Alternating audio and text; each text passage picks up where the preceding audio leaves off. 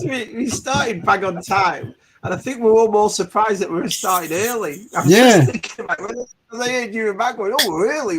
Oh, really? Right on. Busy chatting. Sorry. Yeah. And I will say to everyone in the chat as well, and GeForce, if he's here, will back me up here. The weather is so severe outside. I've got thunderstorms. It's raining. It's chucking it down. And my internet is up and down. So if we go off, stick with us. It's raining here. So, raining. But anyway, welcome to ZSR episode 110, season 2. Only 90 to go to 200. Only 90. God, bloody hell. Oh, I know. It's fun, isn't it? You think we'll be doing it? I heard Baz yesterday. I was watching Baz and David last night, and I heard Baz go, "Oh, we're coming up to 88 episodes," and I was like, "Wow, 88, that's pretty." And then I realised, bloody hell, that's 110 a week plus specials we've done. You know, when one of us hasn't turned up. Yeah. I reckon we're up to about 115, 116. Oh, let's just change it then. Let's change a number. Go on, change it. Yeah, we've done specials and skip a few. We get there closer to 200 then. Yeah. This is where the cool kids come out. Yeah, next episode Tez does, we'll have it 115. Shall we just chuck a few numbers extra in? But yeah. I confuse everyone. I've missed a couple. Where are they? Yeah, we just do that from now on. Welcome to 160. Hang on a minute, it was 110 last week. We'll guess the number this week. Yeah. Hey, Stu. Oh, out for dinner. Oh, with VTR, Dave and Camilla. Living it up, eh? Oh, lovely. All right for some, innit? Yeah. We're all having a happy meal. That's all right. Right, Matt. Yeah. Me and Tez and a few others will be having a few on Sunday, so I'll be down in Plymouth. On Sunday. I thought it was tomorrow. Just thought it was tomorrow. So are you meeting up tomorrow, or are you just going down tomorrow? What's going on? I'm going down tomorrow, and then I'm meeting on Sunday because I'm traveling to Devon. Matt's got to see his dad and stuff, hasn't he? I'm seeing my dad Sunday morning, midday, and then seeing him for a bit, and then we have a little bit of a drink and a food, hopefully, in the evening. So, He's here, Matt. We'll all be arrested and shoved in jail by then. It'll be hammered. Yeah. Now we're all with friends. Tell everybody what you're going to do. What have you got planned?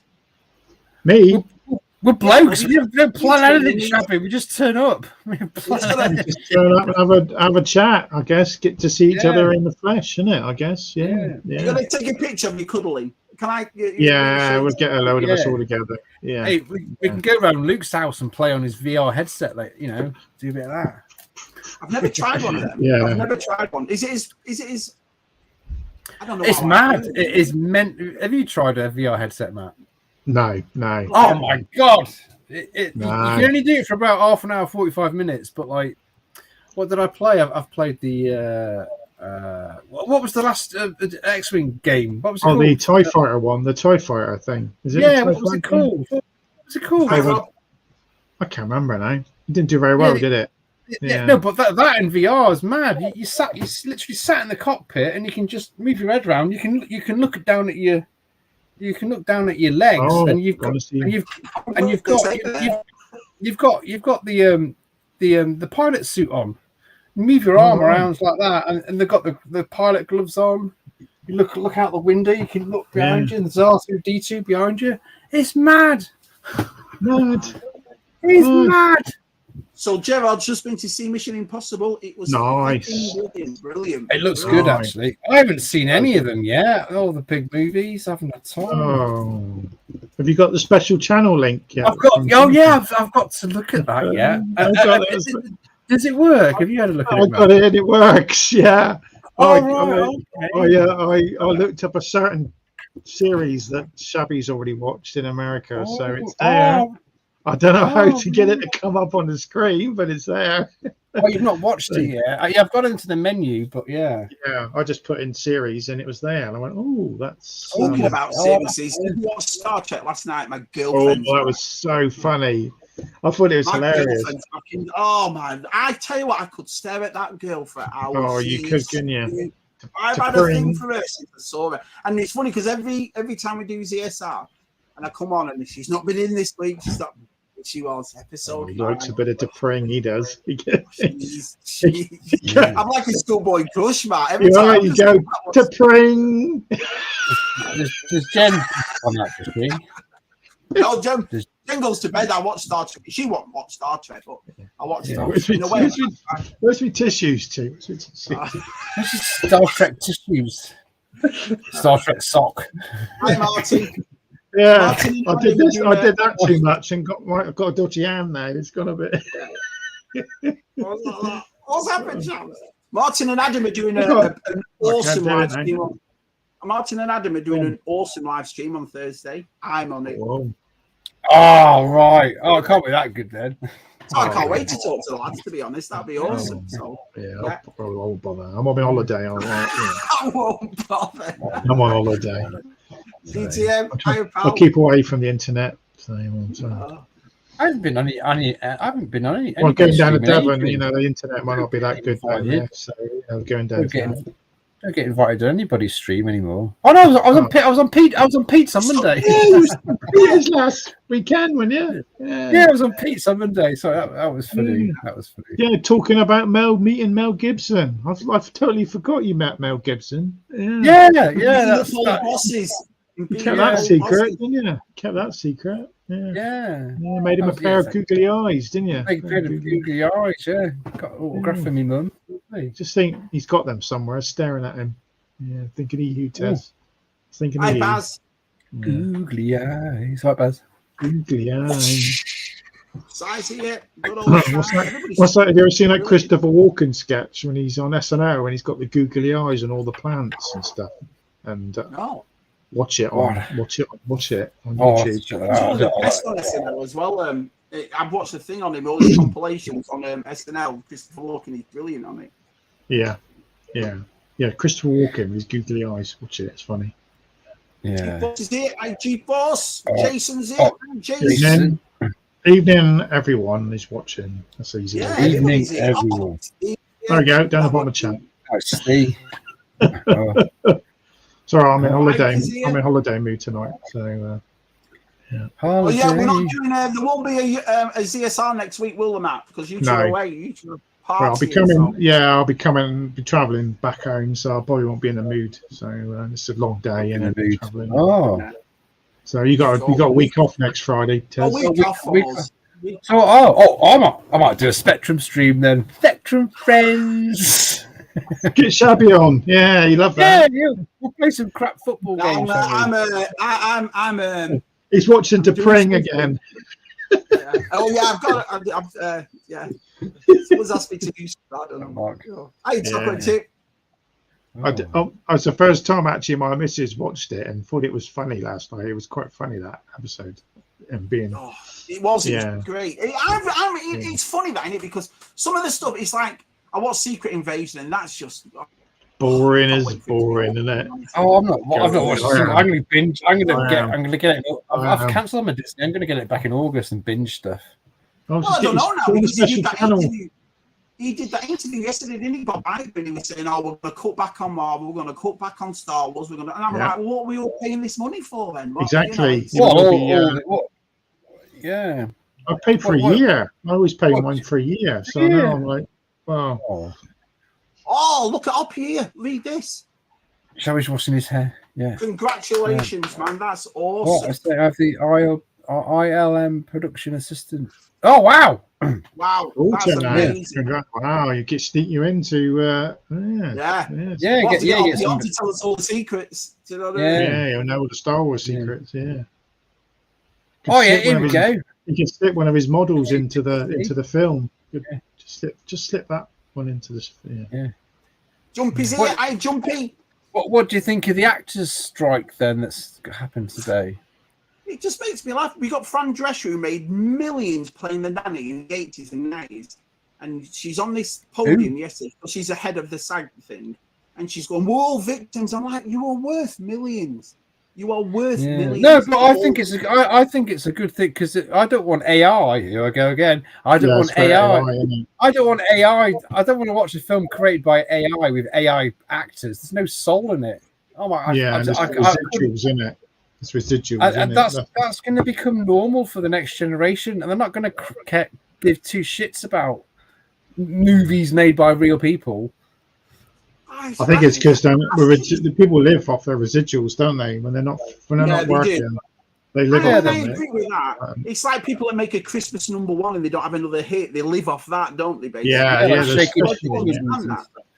I think in this day and age with the writers' strike and so forth, the way people are living, the way people are struggling, the way people are going on, nobody cares. Bob Iger gets paid how many millions a year, and he's like 20 million a year with bonuses. And he's like, I think it is. I think it's coming to an end, like movies as we know it, because you don't get the small, low budget movies you used to get in the 90s and noughties, which were maybe made for about 20 million. And you can have Matt Damon in them, and it's what big actors, they're not going to do the independent movies. And the quality of movies are going to get shit. I think there's going to be like one big film a year. Maybe one big film a year now is going to get down to it. I don't know. Stop going. And there's a few reasons why. Go on, Matt. I just don't think might get a Star Wars film. I don't think we will. I think we've got the Acolyte. We've got Skeleton Crew and then Acolyte to come out, haven't we, after a second? And I can't see them doing well, to be honest. I don't know. Listen, it's easy to sit there. You've got to sit and watch him, aren't you? It's as simple as that. Everyone's saying Jude Law is pretty good in this series, so I'll look forward to it. So, I'll watch him. And also, I mean, what David Icke? I mean, a lot of the stuff David Icke used to say 20 years ago was nuts, but now, not a lot of the stuff he's saying now is where true. Did he come from? Because he's always said AI will. The first thing AI will take out, it won't be people in factories, it won't be people in offices, it will be creative people. And here we go. Just saying, he's right. Yeah. So Jonathan says it's raining all day here. Don't know if I'm sure, but it's Tez's fault. Yeah. Thanks for the link, Jonathan. Sorry, in black. I've just got to figure out how to use it now. So yeah. Thanks for that link for the Blockbuster special. Hey, Big Strong. I watched his latest video. 40 minutes going to them antique toy stores. Any internet. So, wow, do you hear that thunder? Oh, I tell you what, he's throwing it. Hey, Darth Rock. Hey, pal. Darth Rock. Yeah, the weather's awful. It's always on my turn. Every time it's on my turn.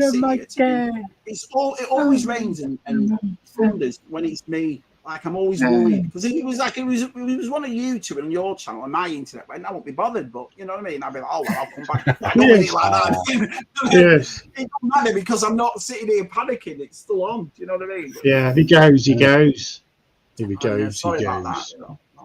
Well, at least everybody knows why. At least everybody, he's not just Shabby putting the phone down. But the second thing what I wanted to say to Matt and the lads in the chat and who came on, thanks for Wednesday night, man. Wednesday night was awesome. The movie. It was good. Yeah, really good. I really enjoyed that. Yeah, we looked at loads of posters. Yeah. You're bigging it up, going, Sorry's got loads of these posters, and he ran out. Yeah. So Sam messages me and he goes, Shabby, I've got these posters that Dill's given me from the Odeon in Blackpool's just finished. It's shut down. And they're making a new IMAX. He said, so he's just giving me the posters. He said, but don't say the vintage because I don't know whether they are vintage or not, Shabby. So I said, right, fine. So I put out a promotion. Si's got these vintage. So he phones me back. Shabby, don't put out vintage posters because I don't. Right, no problem. Then I make a thumbnail and put it on the thumbnail. Phones me back, and then on the start of the actual thing, I went, "Hey, even Si's going to show his vintage posters." I bet he's like, "What? He's all brand new ones, and some films haven't come out yet."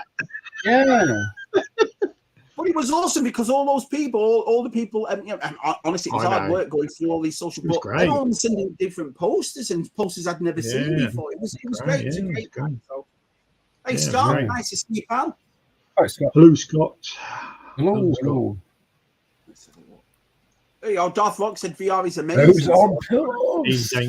These ain't pillows. Ooh. It's train spotting. Trains, planes, automobiles. Yeah, no one says train spotting. That was a good poster. Hello, Paul. Did you want Paul? Oh, yeah. Paul's room tour with them? I got my Ant-Man t-shirt on today. There we go. I saw his helmet. I've not seen his new room tour. Seen his one? I've seen Paul's helmet. Well, he did it a couple of weeks ago. Now he went around and filmed all his helmets. Okay. Tim had a good one. His last room tour, wasn't it? Before he moves into the attic. Yeah. Oh yeah. Watched that one. I've not watched much this week, to be honest. I mean, stuff. He's a scary. No, I watched. Can imagine me on one of them. I wouldn't even put it on. No chance. You want to play Resident Evil. His arms would be stuck out somewhere else, wouldn't they? Yeah. I just go around to Luke's house. I go around to Luke's house and play VR headset. It's great. I couldn't do it. No. He makes you go around. He makes you. So you're not going until you put this VR headset on. That's what he does. Oh, thank you, Des. Des. No pictures of Des eating food this week. Oh, where are they, Des? Come on, there's always a picture of you eating something. Is he not on holiday this week? Because he decided to have a weekend? Is that what it is? A picture of him eating something nice. Yeah. So. Delvian's here. Hi, Delvian pal. I will try to put pictures of food up next week. I'll have on wherever. So Shabby loads of pictures of pies and. I haven't looked at it properly. Oh yeah.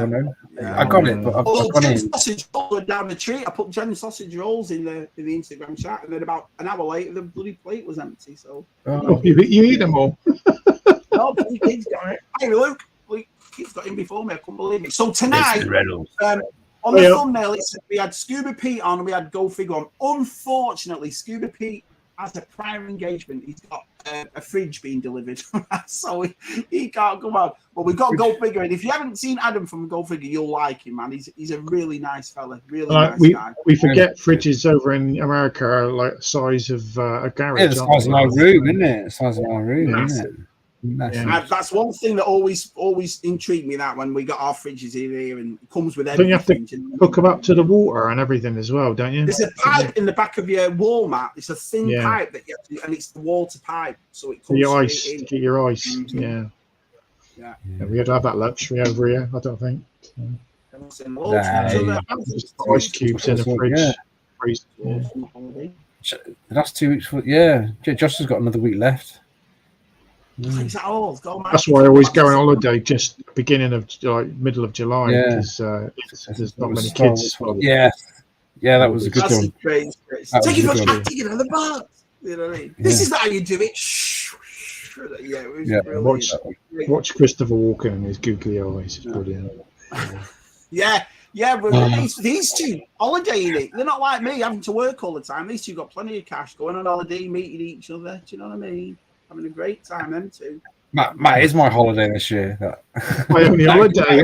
Matt coming down to see me is my holiday. I only get one a year. Austin's there next Friday. It's my wedding anniversary the same week as well. So, greetings. Greetings. It's your wedding. How long have you been married for? Is it a big one? Is it a milestone one? Or? Come on, Matt. Remember, it's 10. It's 10 this year. What's 10? 10 years. I guess 8, so. Yeah. 8. 10. What is it? God. He don't know himself. 13 years now. How was it 13? Yeah, 13 years. BOE's here. And BOE's just celebrated 14 years on YouTube, and I saw that. Yeah. I don't know what to get a tin of beans or something. You think that could 14 years? God, get her a tin of beans, Matt. TJC will be streaming some Mega Drive games tonight. Oh, I'll watch that then. Yeah, get her a tin of something. That. Any ideas? Anyone? Tin or something for wedding anniversary? A tin, right? So we've all got to come up with an idea. It's a tin for Matt's wedding anniversary. Tin or something. Yeah. A tin. Tin of strawberries, Matt. Tin of strawberries. Tin of strawberries. Yeah. Can you get tins of strawberries? I don't know. Can I get? Yeah, they'd be crap though, wouldn't they? Get her a biscuit tin. Everybody loves biscuit tins. Get her a biscuit tin. Yeah. Biscuit tin. Yeah. A Spectrum stream with Tez. Look at the scene. It's at the scene. Oh, come on. Oh, it's not very nice, is it, Tez? Well, he's Commodore, isn't he? He's Commodore. Weird. Oh, is he? Commodore. He's upgraded, Tez. He's upgraded. He's upgraded. Yeah. Yeah. This is what AI. That's what AI would say I've been putting my photographs through AI, but I'm scared to post them because you go, get abuse. You get abuse from us. Yeah. All right. Well, let's discuss that then. You went through the massive rant you had, and then you went to using it. So how do you feel now? Can you see the benefits of AI? Well, but I don't call myself an AI artist because I'm an artist already. I've got a degree in that shit. No, I don't know. I mean, it's all right. It's a bit gimmicky. People like throw their lives into it so heavily. Oh, it's just so important. It's so important. It's just like, is it really? Might be so important to some people, Tess. Is it really brainwashed sheep? That's a good point, Si. That's a good point. Comes out. I know have you seen the videos what they've been doing with that film in cinemas in America? Have you seen all the they've been suddenly stopping the film and saying, "Oh, sorry, we can't show the rest of the film. There's a problem." And then they've been setting off fire alarms in cinemas to make people leave and not watch the film, and people are still sitting there with the fire alarm still going and saying, "No, I am watching this film." So why are they doing that? Why are they doing that? It's made millions. I'm not going to get political. What film are you talking about? What film are you talking about? Sound of Freedom is about trafficking. Oh, so right, it's like a real film. Real issues. The high up people. It's got an actual message. Yeah, Luke's going mad. It's based on a true story. Based on a true story.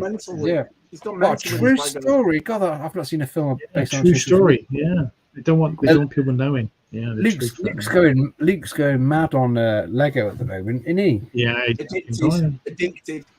It can be. It's like Hot Toys, Luke. You buy one and that's it. Yeah. So get Ruben Tospa. Yeah, that's brilliant. That's brilliant, man. Oh, look who's here. Look who's brilliant. All right, Daniel. Hi, Daniel. All right, Dan. Right. Nice to see you, pal. No football tonight, I guess. No football tonight. No, it's finished until it's Women's World Cup in a couple of weeks. So I'll watch that. Oh, is it? Yeah, I was gutted that Katie Bolter got knocked out Saturday. That's really good. Oh, I've not watched any Wimbledon. No, I've been seeing watched a bit. The protests and all that sort of stuff. That's a bit. The Stop Oil people. Yeah. Yeah. It's a shame when they do it on sports. I understand people. I have no problem with people protesting, but people have worked and have saved up. Well, enjoy us. Yeah. You know, they did it on Snoop, didn't they? And they did the Wimbledon thing is a little bit. I'm not saying it's a little bit elitist, but I'm not going to go into that. But there's, you have to get in this thing, and then you have to randomly be picked for a ticket. You have to register and. Yeah, it's hard to get a ticket. I've always wanted to take my mum. I'd like to go and I like to absorb the atmosphere, smell the tennis. What's your favourite tennis? What's your favourite tennis tournament ever, Matt? What's your favourite? I'll tell you mine. Mine is. Shabby's froze. He's gone, hasn't he? What's your favourite tennis match ever? I can't remember. I wouldn't remember. The one that sticks in my mind is 2001. Pat Rafter, Australian's Pat Rafter, versus Goran Ivanisevic, and he was on a wild card. I don't think No, it was amazing. It went on for five. The final went on for about 5 hours. There's no personalities in tennis anymore. It's all just very. Goran Ivanisevic is my favorite tennis player ever. It used to be a big thing, but I can't tell you anything about tennis now. I don't it's really just too serious. Matt, I'm trying to get Matt to come. And I want everyone to come. I want everyone to come. The weather's here. The place is here. I'll put it in my calendar. I'll be able to make it though. I'm a bit changed. Back to work. He's like Alan Wicker. Yeah. Alan Wicker. Back to work, isn't it? Judith Chalmers. Do you have AI on your chips, AI on chip. Oh God. AI on your chips. Yeah. Let's have a look. Hello. Everyone's saying hello. Federer to each Nadal, other. that was an epic. Yes, Luke. Yeah. Oh, here we go. Ooh. Tin of Span with a ribbon. How about that? Yeah. Someone else said a tin of fried Bentos, a tin of the pie. She hates those things. She'd throw that at me. Yeah, pineapples. Oh, the pineapple, tin of pineapple. I do. I've had a bit of a thing with pineapples this week. Yeah, so I do like a bit of pineapple. It'll keep you regular. You see, now Des is also being, sensible as well as romantic, Matt. Yeah. Because I like pineapple. I like it with cheese, on the old. Like 70s cheese on a cocktail. I was doing that the other night. I just got I've got a skewer. I've got a long skewer for doing the kebabs on, and I just cut a load of cheese and got a packet of chopped pineapple. Rolando's here. Do you hear the bells, Rolando? Mr. Flando, Mr. Flores. Rolando. Oh, Chippo. There we go. There we go. Yeah, you get to meet Chippo. Yeah, meet Chippo. It's a long. You've met Chippo before, Matt. Have you met Chippo before, Tez? No, I know what Chippo. Well, we don't know what he looks like. He's popped up on Facebook, hasn't he? We've seen Chippo. I don't know. He was at Celebration, so I think he was. Yeah, nobody else met him. Yeah. Well, we both have met him. No, I know what he looks like. Oh, right. How awesome is that then? Meet Chippo on Sunday. Brilliant. I know, put in the flesh. Yeah, Tez will as well. Yeah. And, it's mad. That was a good one. Oh, that was a good final. I always remember the 87 one with Pat Cash when he went and seen his mum and he climbed up there. Stand on that guy's head. Yeah. I don't know this guy. How much I don't know tennis. He's got a bad temper, this guy, and he's a bit of a. Oh yeah, that guy. Yeah. I don't really watch the men, so apologies. Sorry. Lobot's here. Hey, Lobot. Everyone's turned up. Brilliant. What sort of George is here. Jumpy. Oh, here we go. When Mama in America on it. Well, that wasn't Wimbledon. I can't remember that. Yeah. Right in the back. That was awful. Imagine doing that to somebody. Yeah. Oh, thanks, Luke. Yeah, it was awesome. It was really good. Long ago. So, what was that mastermind question for Tez? What was that about? Let's go on up now. Here we go. Sorry, Kieran. Mastermind question. What sort of artist? That's a good question, Tez. I've got an art foundation, so I'm all. I've got an art history as well. Art history. I'm good on art history. I've got a BA honours in film and television and photography. I'm avid certified, and I'm a piss artist too. I wasn't going to say that, but it was doesn't help me. All that stuff doesn't help me in life at all. What are you going to do though, mate? Tez gets really drunk and causes trouble at the weekends. You're going to have to leave him there. Yeah. They've got a cell ready for me. Luke can take him out. Luke can take him out if he gets too much, I guess. Yeah. That's a good one that Jumpy said when Cliff started singing when it was raining. Do you remember that? Oh yeah, we're singing in the rain. Yeah, it's good. Oh, so good. Good old Luke. Got to talk about that. Yeah. What did you think? Yeah, very good trailer. Very good. It's got a huge Kenner R2D2 in the back of that spaceship. Oh yeah, that was great. That was that's the thing that everyone's taking from that trailer is just the answer in it. I'm getting fed up seeing it now. The curves and stuff from the actual figure, didn't it? The way the actual the teardrops. Yeah. Mm-hmm. Yeah. I think the shuttle that they see at the very beginning, that bit we see the shuttle. That's the two Sith got over the Sith. I think that could be old Emperor Palpatine's shuttle. That he has it in Revenge of Sith. Yeah. And it was cut out of there's a deleted scene in Revenge of Sith. You actually see Emperor Palpatine come into Mustafar, and there's a scene and they cut it out. But you see it land, don't you? When they bring Anakin back to Coruscant. Yeah, it's the Empress. But I'm sure it's that rounded front. I'm sure it's got. It's kind of like a dome, isn't it? Like the wings sort of slot into each other, and they like a Space 1999 Eagle goes into each other. Yeah. Wow, Getting technical. I think it's that. John McEnroe going So off. are we 90% sure then that the HasLab is going to be the ghost? I think we are, aren't we? I think. Well, I don't know. I think it could be a sacred ship. You know, it could be that. So it could be the main ship. You never know. You never know. We won't know until a few episodes. That'd be quite a high ship. You know, think about it, because it's like a half circle, isn't it? Oh, I won't be getting it. No, I won't be getting it. It's just the ships that take up too much room. So. Yeah, and it's the price. Apparently, it's the most expensive one, as we've discussed before. I could get silver swimming. So, we'll have to see. George says John McEnroe going off at the umpire. Yeah. Do you remember that? Remember the song in the charts? The umpire strikes back, and you remember that? You cannot be serious, and they made it like a rap. It was at number 1, wasn't it? Is it the same people that did Star Trekking? And the Firm, I think it was. Is it Spitting Image, guys, or something? Is it the Spitting Image? No. Oh no, this is way before Spitting Image. Oh, is it? We did Arthur Daly. He's all right as well. Arthur Daly. He's all right. There we go. Full of useless information. Hello, Miriam. Hi, Miriam. Hi, Miriam. There we go. I saw Agassi play in 2000 when he won Wimbledon. Tickets through the tennis I played for at the time. They made it. No way. Oh, wow. I'd love to go to one of the courts at Wimbledon. Yeah, I wouldn't care if it's just one of the small ones, just to take it in, innit? Just a joy. So you've been. Yeah. When I came to America, I did that. I went to see, the company I worked for, I went to see the LA Lakers versus the 76ers in the World Series basketball. That was really cool. I enjoyed that. Yeah. I went to go and see stuff I've never seen before. Went to see the Red Sox versus the Cleveland Indians. But the craziest one of all of them, and the craziest fans of all of them, ice hockey.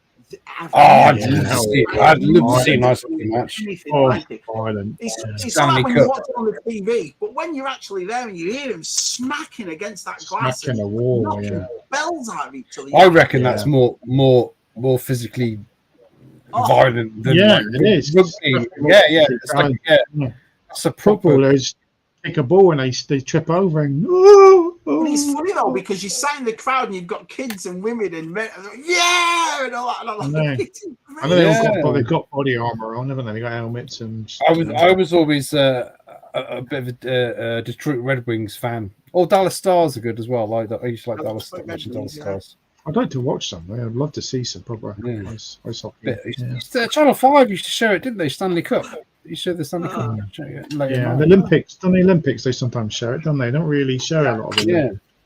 The Olympics. I wonder if they'll do that Olympics. Because I remember it last time they mixed races and stuff, men and women, and it was weird because you see these women about 2 or 3, how many yards in front of men, and then the guy catch them up and all that. I thought that was a bit unfair, to be honest. Yeah, well, they're trying to ban it, aren't they? Trying to ban it as well. I don't know. It was funny that watching the mixed races in the Olympics. Mixed sexes or mixed races. Mixed gender. I think the 100 meters, 400 meters, the relays and all that was mixed with men and women, and they had their own strategy about to work it out. Oh right. I thought you were talking about the transgender thing, which is completely unfair. Yeah, completely. We won't get into that, but they're trying to ban now, aren't they? They're trying to stop it. Yeah, trying to stop it. Do you have a silver swimming certificate, Ted? Hey? Do you have a silver swimming certificate? I can't remember. Never got one. I could swim, but I can't. I never didn't. Yeah. I didn't the AA swimming certificate. I remember I had lessons when I was a kid in Plymouth. I used to go to Seaton. Is it Seaton Barracks? Is it gone now? Isn't it? It's gone now. Yeah. Gone Seaton Barracks. Used to go there and learn to swim. Yeah. Is this true, Matt? Luke's a proper fan. The only thing Matt likes about tennis is short skirts. Well, he's got one, hasn't he? John Bulgy sent him one. Yeah, I got one. I can look at it any time I want, really. Yeah. Let's have a look. Yeah. Too bloody young, jumpy. No, senile. Just senile. Senile. Yeah. I don't know. Yeah. It's like to say. I mean, I think price is just going whoosh, aren't they? And this one, they told you. So I just cannot wait to hear how much this thing is. Well, have you seen the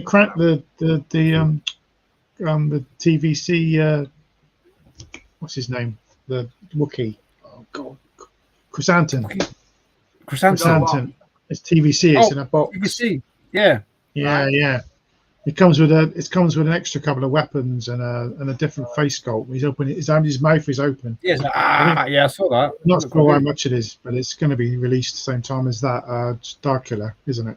That's London Film Comic Con. That Darkula was pretty cool. I like that. San Diego Comic Con. Sorry, yeah. That's it. Yeah. But it's not going to be very good. Not going to be very good this year, is it? San Diego Comic Con, because everyone's on strike. So they're not going to do.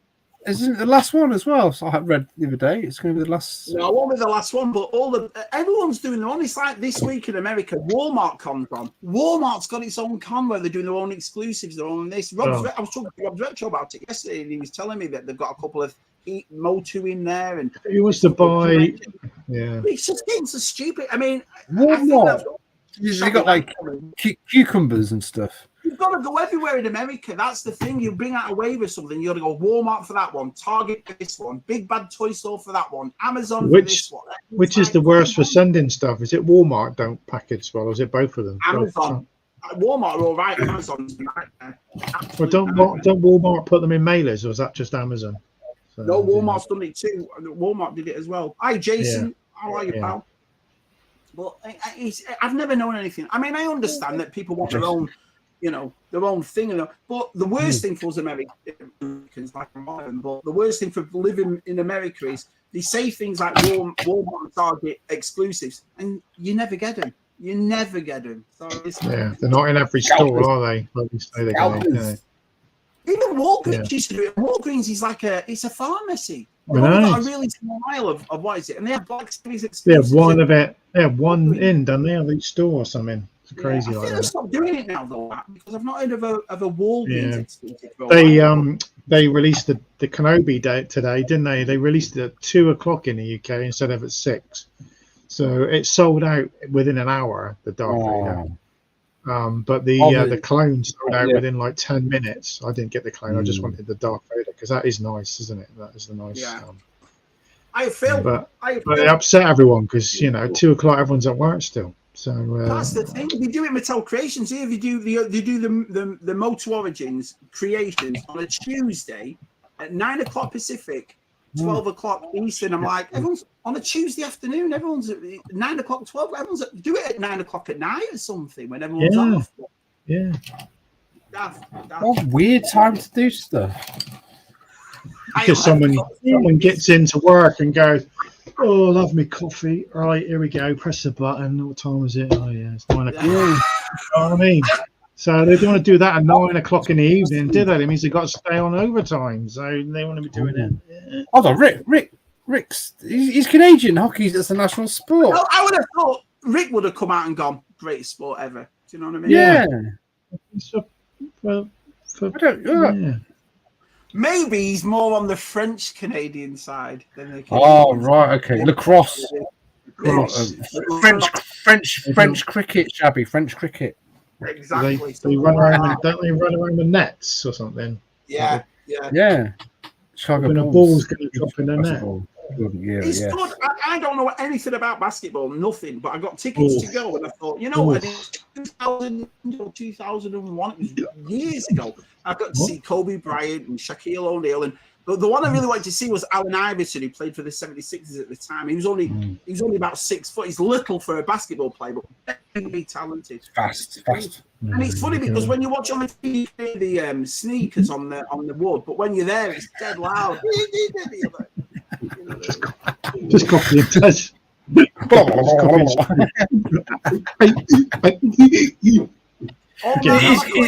Matt's got a bit. What's the guy? What's the guy called? He used to have his microphone used to break out. Yeah. Am I cutting out? Occasionally, you fight now. Norman Collier. Is it Norman Collier? Oh, my micro. Sorry, it's just like. It's like every so often you just pause for about a second, Shabby. So. Norman Collier.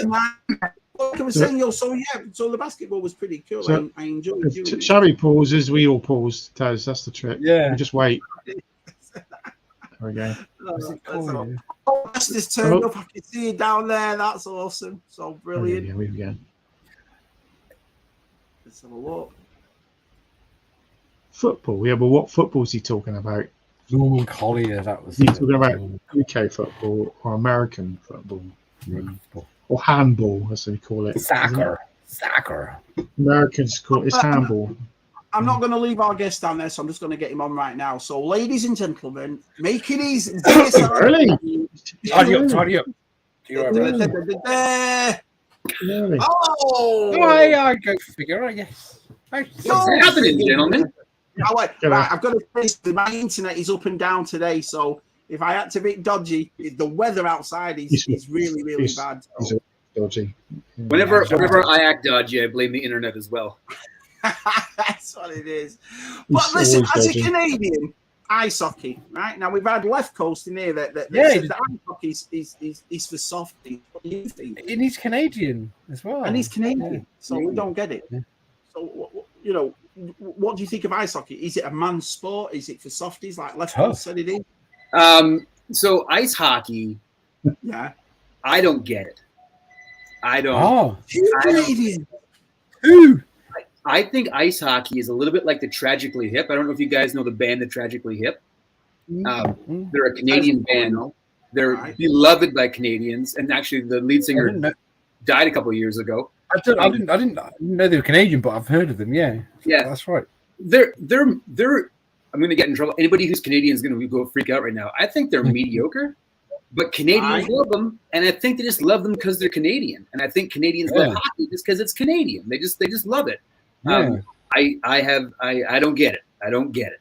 Well, it's like Matt's English, but he hates football, which is fine. Soccer, I don't get it. Don't get it. Yeah. So I think that the internet, not to get philosophical, has really done this, where it brings the world closer. So you don't need to like regional stuff anymore. You can like whatever you want. That's a great point. Yeah. Mm-hmm. That is a good point. I'm getting a phone call here, so I'm going to bow out for a second here. No problem. No worries. You're early. So you know. It's the head of the Canadian national team. What are you saying? You know, like talking about the what? Well, I've got a gold medal in that, Kieran. Do you know what I mean? Oh, mate, Adam's screen bid. We could have a look what's behind him. Oh, let's have a look what he's got. Let's have a little. Who lives in a house like this? Oh, I love that. He-Man. We've got superpowers. Oh, he's got some. He's got some visionaries. Visionaries there as well. Yeah. Some turtles. Yeah. He's got the tank there. He's got the tank. Sorry, we were just nosing at your collection while you were gone. Just like spying on stuff here. We're just checking it out. Yeah. Look through the window. Look through the window. Yeah, got some nice visionaries there, and a G.I. Joe tank, and nice. The visionaries, I'm actually very, very proud of. I'll show you. You're knocking everything over. That's all right. Not supernatural, isn't it? I'm thinking. Yeah, one line. But, it's not the visionaries, the chest plates, I designed and printed up, and they're 3D.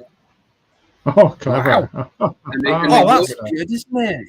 And they glow in the dark, so they light up. Oh, that's a good idea. So it kind of you can get these without their chest plates pretty cheap, and the hologram is what costs money to find. So I was like, figure out a way to do that. So I have a complete set of the 3D, the 3D printed chest. Fill them in. Right. Yeah. But for people that don't know, Adam, tell them about your channel. Tell them, because this isn't new to us, but I've seen you do your 3D printing. I mean, for everyone who knows, I showed this on since last time I was on More Tuesdays. Adam's the one who made this for me, the Blasto. The Blasto, yeah. I was absolutely blown away, because when Treasures for Trees got in touch with me and he said, Shabby, I just thought we were going to have a conversation about it. You know, I've always liked Real Blast, and so to end up with something like that is brilliant. But tell everybody at ZSR, Adam, about your channel and what you do. Yeah. So I started my channel about 1.5 years, 2 years ago, kind of mid-pandemic. I think a lot of channels came up out of the pandemic boredom. But I've always, liked fixing and restoring old toys. That's kind of been a hobby of mine. So my buddy was like, "You should just put this on the internet. You like making videos." So I just started doing that, and getting more creative and seeing what we could do. And it's kind of morphed into this thing now, where I, got into the world of 3D printing and 3D designing. And so it's just a collaboration of how can we get a toy that would not be display ready to be display ready. That's the journey. So I use Marshall Bravestar as kind of the standard of like, you know, there's infinitely more Bravestar figures than there is cowboy hats out there. And so for the guys that will never display one who doesn't have a cowboy hat, there's going to be chestfuls of toys that will never be displayed. So I was like, well, how do we get them a hat? And so then it's gone on from there. So it's frustration. I love that sort of. We're all like, we're not anti-repro or anything on this channel. We love everything like that. I mean, but do you get a lot of stick for that? I don't do a lot of Star Wars repro stuff, so I don't get I don't have like that world. But I think the thing about the like anti-repro versus repro debate isn't really repro stuff. It's like, don't lie to people, right? Like, I'm never going to say like, oh, look at this original Visionaries chest plate. Yeah, it's obviously it's not $1,000 for this. I'm never going to do that because that's just lying. So I think that if we just don't lie to each other, there would never be a repro debate. Yeah, I think vintage Star Wars certain groups on Facebook are you know, it's like a witch hunt. It's like someone posts a picture. Is this Han Solo blaster real? Or you know, and you know, it's just like, just burn everything because everything could be a repro. Burn everything. Throw it in the river like a witch and see if it sinks. Yeah, and I would say the other part of that too is you will get people that would be like, oh, so like that's not original. And I'm like, yeah, but I don't need you to love my collection. Like, for me to enjoy, I have to collect. Refuse, like, it doesn't matter what you think about my collection. Yeah. So I just said, good point. That is a good point. It's like knockoff Transformers. No one blinks an eye. In fact, knockoff Transformers are like people say it's like, oh, I'm looking for an original Soundwave. It's going to cost you about 180 quid. Just get one for like maybe $70. Get a KO. It's no one's going to kill you. You're not going to hell. And you spend your money however you want to spend it. Like it's. I just gave a tour of my collection on this week's Mo Tuesday of my Masters of the Universe collection, and I went through it. Yeah. And I was like, so this guy's got a repro armor. This guy's got repro sword. This is what I use, and kind of like just expose that there's very few like original complete figures on the shelf, but I have almost an entire collection of Motu figures, plus all the custom ones I've done. And, you know, I enjoy that so much when people walk in and see the collection, like, oh, that's great. So the repro thing, I don't understand why there's a fight. I don't get it. Yeah. Matt's collection. Let's have a look. Matt's collection was tattered more than it arrived. We were talking before you came on about. I just got the Return of the Jedi, and it was really the 40th anniversary card, the Stormtrooper, the Black Series one. And you know this. You know when you get home and you see the box, and you can tell by the size of the box, it's knackered inside. It's broken. You know, knackered. Pulled it out, done to pieces. So all the lads were just talking about it and so forth. So I'm trying to get most of these lads, Adam, to come to Joe Fest next year. So I'm trying to come to bit of a track. Yeah. So we were your first Joe Fest. Was that your first one? So that was my first Joe Fest, and I had no intention of going until other people in this YouTube community were like, "Hey, like we're all kind of going this year. You should come down." So my wife and I made it into a vacation, and we meandered down there. We took a week to get there from Canada, and then we did Joe Fest, and then drove back in one day, hauled it back. Wow. But yeah, it was a great time. We had met great people, and like it was a highlight getting to meet you, Shabby. I don't know if you know my end of the story, but I was walking around with Blastor in my bag, and I was like, I need to find Shabby so I have room to buy stuff, because this is where I put all the stuff that I buy, and I got Blastor in there. And so I said I was like, we need to find Shabby. I gotta get this. I gotta get Shabby's figure. And then as I said that, you turned around, you're like, hey! You were like right there within earshot. And I was like, rolled them into existence. Yeah, it was great. And that's one of the things too. I don't know whether you noticed it too, but it's funny because you're walking around and you're just seeing people on a stream or on YouTube, and it was like that all day. You know, it was a superb weekend. It really was. I really enjoyed it. So it was a unique experience where you see somebody and you're like, I know them. I've watched several hours of their streams. Yeah. I've even had conversations with them in chats, or I've had conversations with them in a stream, and so you're like, are we friends? I think we're friends, but we've never actually met in person. So, but I think we're friends, right? And you're like, yeah. Like, it's this whole like, what is this relationship that we're kind of trying to figure out? Well, talking about friends, obviously Phil Treasures for Trigger, he's been on ZSR. We've known Phil for a while. How did Mo Tuesdays with Phil and Zazel come up then? How did you start doing that? So there was Phil and I and Phil, Zazel, and I have been hanging out in a group of channels. We kind of did a thing. We sounded like we hung out in a group called Streamathon. We did a couple of Streamathon things across 4 or 5 channels where we do like one event and it'd be an hour each. And so we just had a group chat for that, and it kind of grew into like a friendship. And so then in the new year, Zazel and I and Phil were talking, and there was at that time a lot of this community was doing a lot of like complaining, if I can say that. Like there's a lot of like, I'm gonna do a video complaining or something. Rants and complaints and just like exposés and like kind of like crap on each other. And I was like, we were all kind of disillusioned. And then it was Zazel who was like, well, Phil and I are starting this thing called Mo Tuesday, and we're just going to talk about Motu, and it's only going to be fun. And if you want to be a guest on the show, all you got to do is be a good guy. That's the only stipulation. So they asked me to be the first guest. Go Canada! They asked me to be the first guest on the show, and so they said we want to do this thing called Masters of the. Or they said we want to do a thing if Mattel allowed you to build your own figure, what would it look like? So I came up with this whole Masters Universe like logo and kind of did all the 3D designs and presented my first figure. This is what it would be. And they were like, well, I think you should just be a regular. You should just be part of the show. Like you're in the friend group. You're doing all the production for it anyways. You should just be here. So I never left. I was the first guest and I just never left. Stuck around. Yeah. Well, we have a problem. 7 o'clock in the morning for me to watch Mo Tuesday. It's not a good thing that 7 o'clock in the morning. You know, it's 7 o'clock in the morning for me to be on Mo Tuesdays. Well, yeah. What is it? Shabby stays up too late. Yeah, I do night shifts, so I sometimes connect. I see Papa Gordon and stuff, and and lots of Canadian guys and Rick stuff as well. It's like, oh, cool, I'm here. Yeah, it's nice. I feel unique when the Canadians are doing live streams. Nice. Yeah, but it's the law. We have to love them. And it was actually the Treasure Pit had like not a great story, but like the whole world came together because Gord Downey, the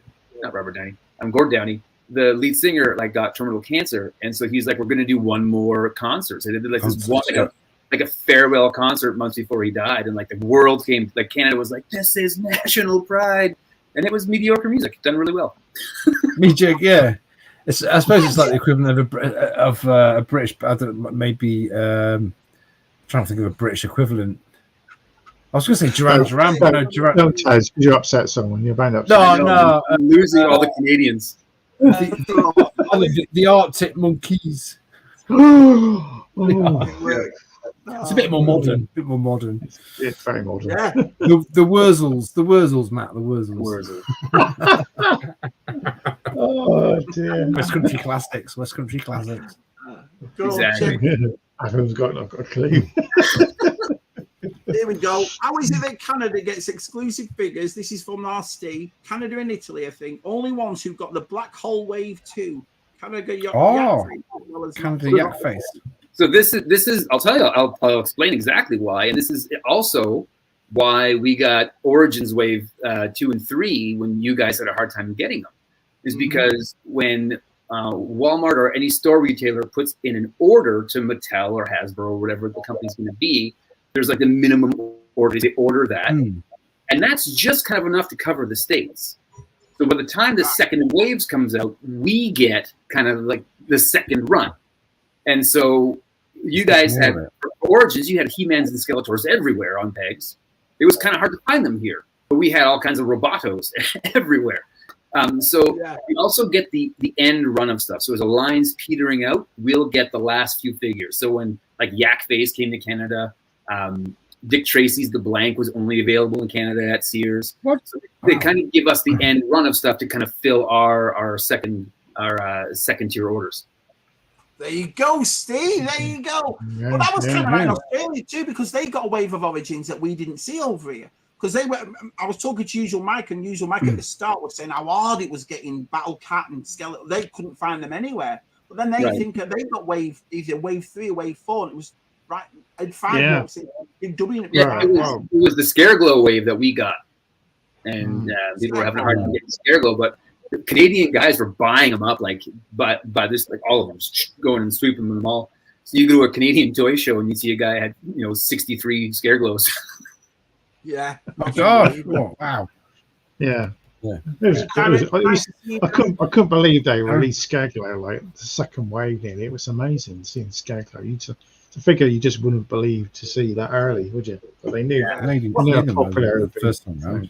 Yeah. Oh, So the reason why Scuba's meant to be on tonight, Adam, but he's having a fridge delivered, and it hasn't been delivered yet, so he has to wait and do his fridge. So you know what I mean? So do you think he might come on if it comes early? Do you know? Well, he's got the link. He's got the link. He's more than welcome.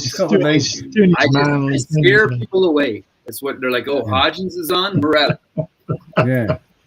Yeah. Here we go. Luke says, I feel we are spoilt for choice with movies and take it for granted compared to when we were the big movies. Every few years, I have loads of movies. Do you think that's what it is? Because I'll give you an example. We were having a chat last night, a few of us, and I think the biggest thing goes, whether you think the movie's this, that, whatever, the majority of people I find go, wait till it comes on streaming. It's only a couple of months. Do you know what I mean?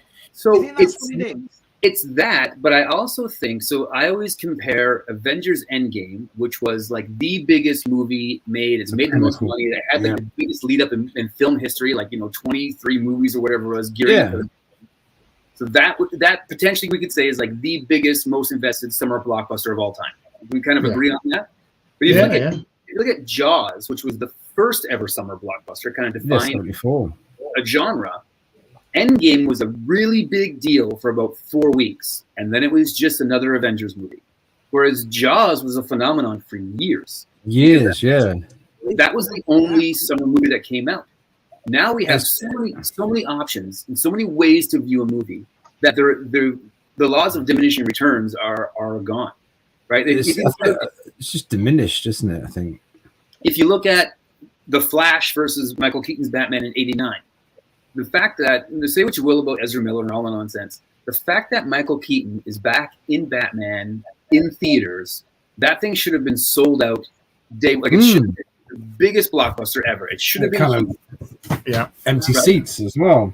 And people were just like, I don't need to go see it. And there's also like, I took my kids to go see the Flash, and we're in there trying to buy tickets, and they were like, well, there's also like Shazam, and there's also Transformers, and there's also Indiana Jones, and there's like plethora. That would be like 886. That would be like one movie was just, everybody would talk about that summer blockbuster, whatever it was. Right. Well, I remember. I always think it's technology driving it. As technology gets better, it becomes more accessible to everybody else. Everybody can edit now. Everybody can digitally edit. It's fine. We all do YouTube. But I think it's just lost the magic a little bit.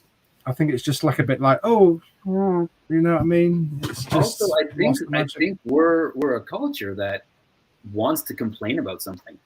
Yeah.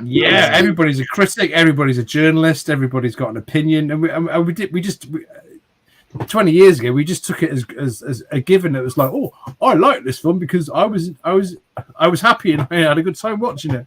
Now it's agendas and everything else. I have a very, very good friend who is in Canadian media. He had a late night show in Canada for years. He was on Much Music as a producer and a personality. He now is like a radio DJ.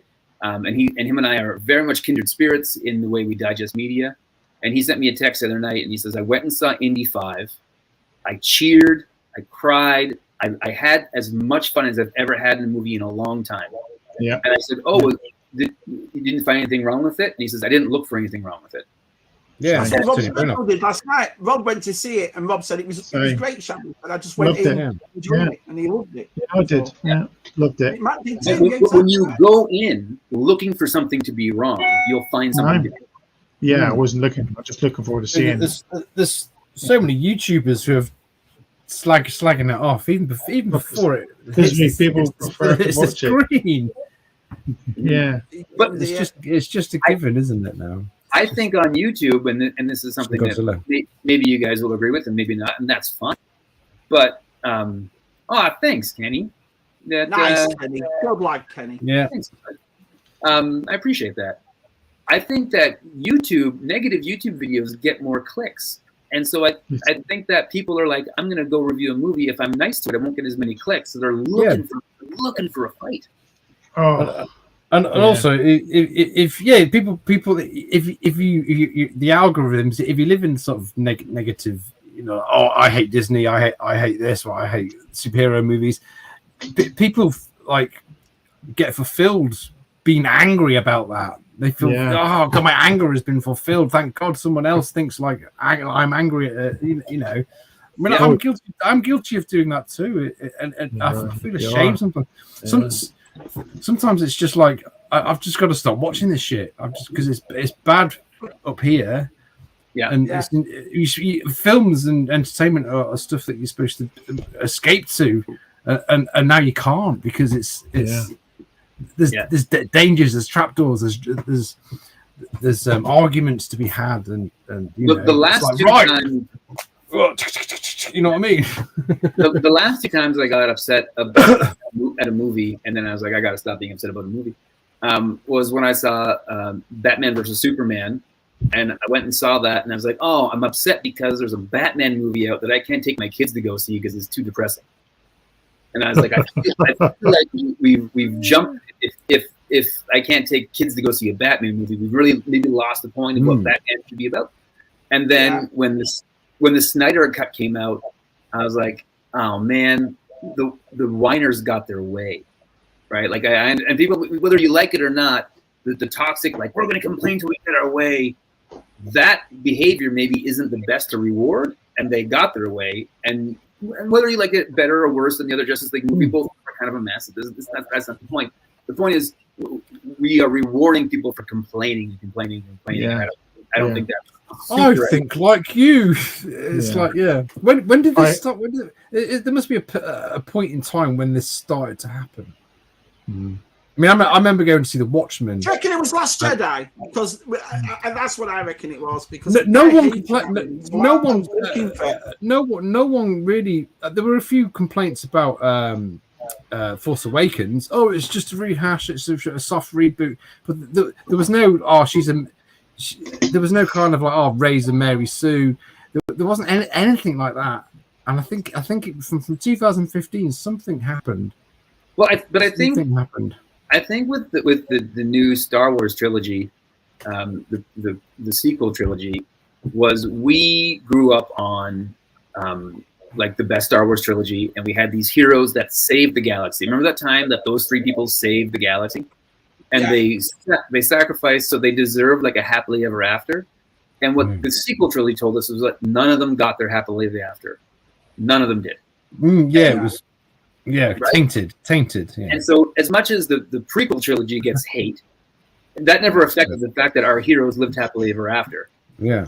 And so, I think that was what spurned a lot of the rage. Is like, why can't we just have nice things? Yeah.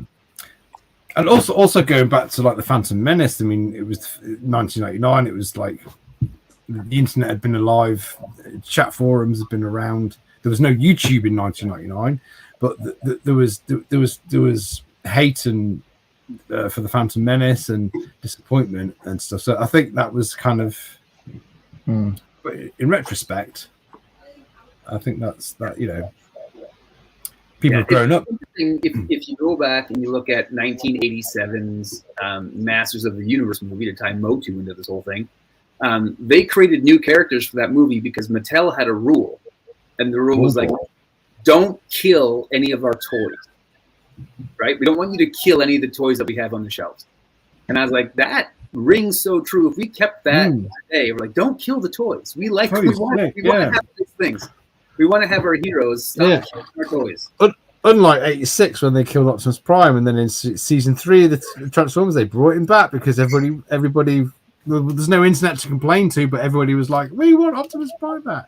So yeah. It was weird because I never cried at that, but I just felt, I remember me and Si went to the cinema to see Transformers the movie, and I just felt weird because it was like not even halfway through the movie and he died, and I thought, yeah, no, it was. Yeah. I never got to see it.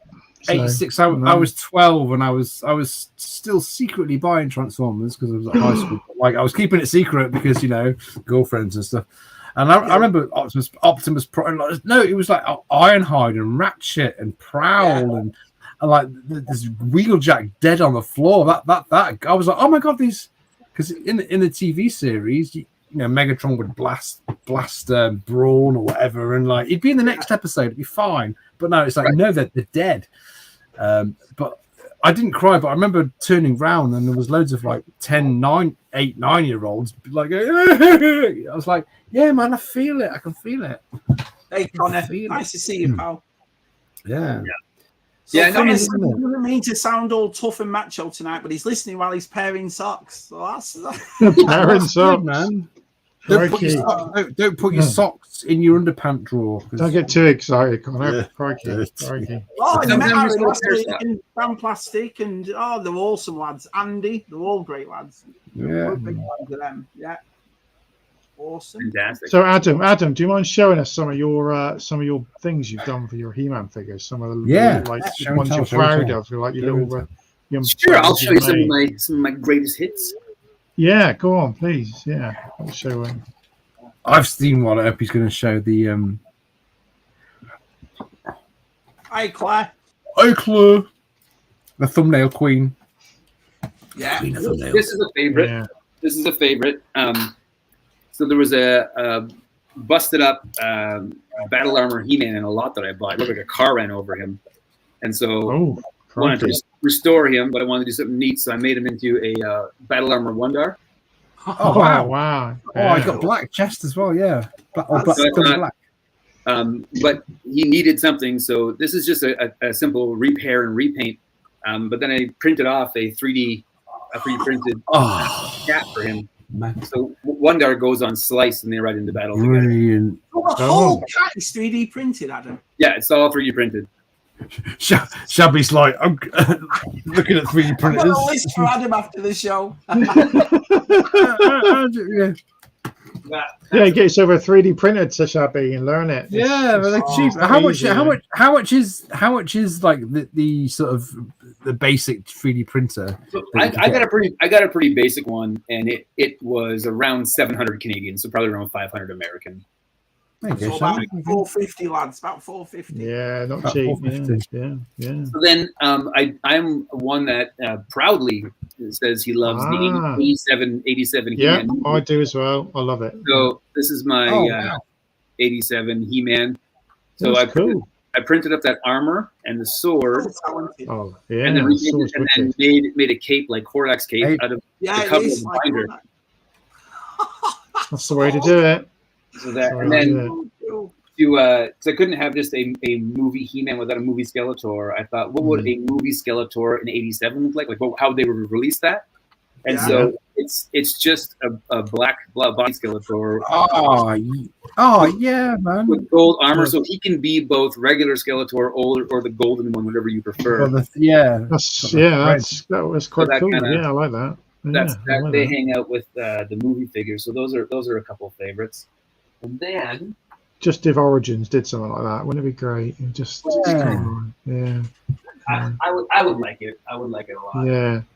The Masterverse has done the Skeletor movie version, which is not bad. Yeah, not bad. The He-Man one. DTM's got that, hasn't he? Yeah, it doesn't look like that, does it? It doesn't look like Dolph Lundgren at all. Yeah. So I think every Motu collector has, just a bunch of naked Skeletors laying around when they buy lots. So I was like, I want to make some custom armor for them. So I designed up some customs. And so this is Terror Glow Skeletor. So this armor all glows in the dark. Glows, man. Wicked. Brilliant, yeah. The big skull in the front is because in the story, in my mind, he's imprisoned Scareglow in his armor, and that's what makes him stronger. Oh, right, he's encapsulated inside. The chains as well. Yeah. So were the chains hard to make? Did you have to? Yeah, so the chains actually, I designed a bunch of Thundercats weapons in my 3D space. And so then I just took the chain that I made for Panthros nunchucks and I imported that in and attached it to here. That kind of thing. And then the other way to do chains is the metal ones. This is what I call Gray Skull Escape Skeletor. So he's got real chains attached to him, and he's all shackled up. And I think the red looks really great. It kind of pops. I made this and put some pictures out. And then 6 months later, the Screech box set came out with Skeletor from Origins in red armor. So I don't want to say they copied my idea. Sue them. Yeah. you said that's red. It looks orange on the camera. That looks really orange. It's translucent red. Oh, right. Okay. It looks kind of orange. Like Baker stuff. Brilliant. I'm telling you, lads, honestly, if you haven't subscribed to Adam at Go Figure, you'll love his channel. I love the one you did of the Sky Strike and got everyone to sign it and you put decals on it and you put that looks I love stuff like that. I remember you doing, I think, Buzz off his wings, the yellow wings. Yeah, that was one of the first ones when I just had the first ones you've done. Yeah, so I've been watching. Yeah, so honestly, that was a lot of fun. Is there something that you're trying to do and you just can't? Yes. Is there one that's just really hard to do?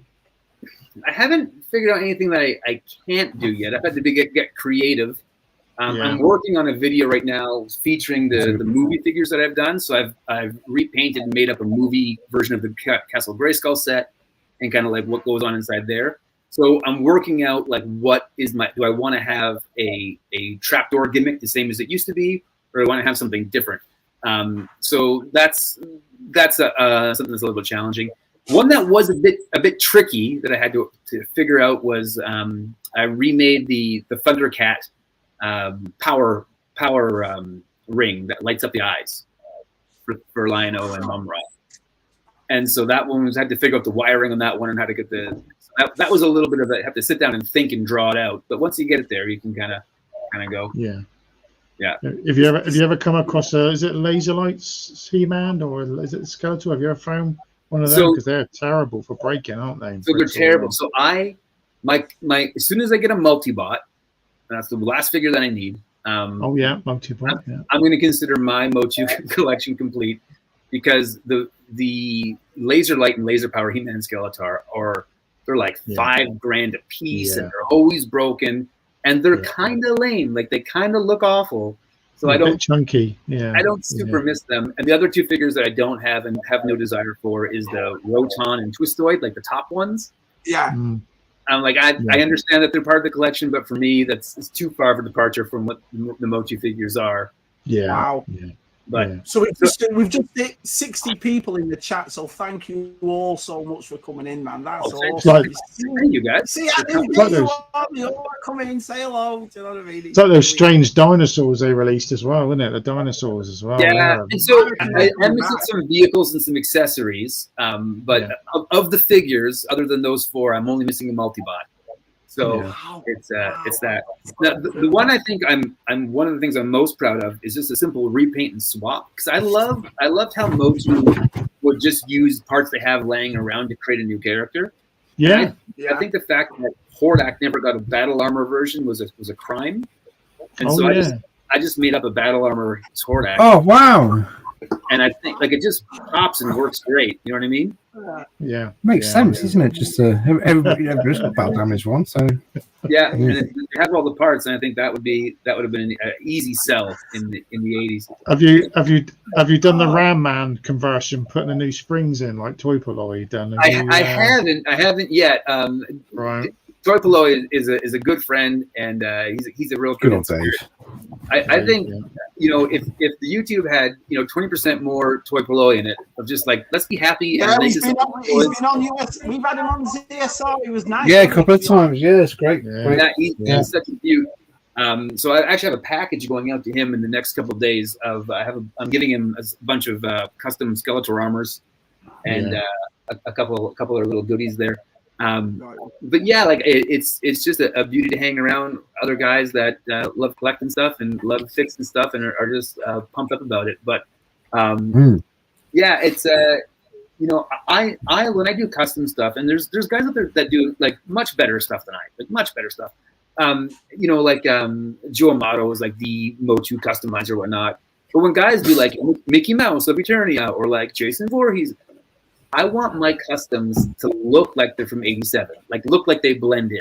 So when someone sees the collection, they say, "I never had that Skeletor." I'm like, "That's a win for me." It's not so crazy that it looks like a custom in disguise. So Jonathan says here, Tez, that YouTube lost its magic when Spectrum streams replaced cat videos. Spectrum streams will never replace funny cat videos. We need Lobot here. You see this?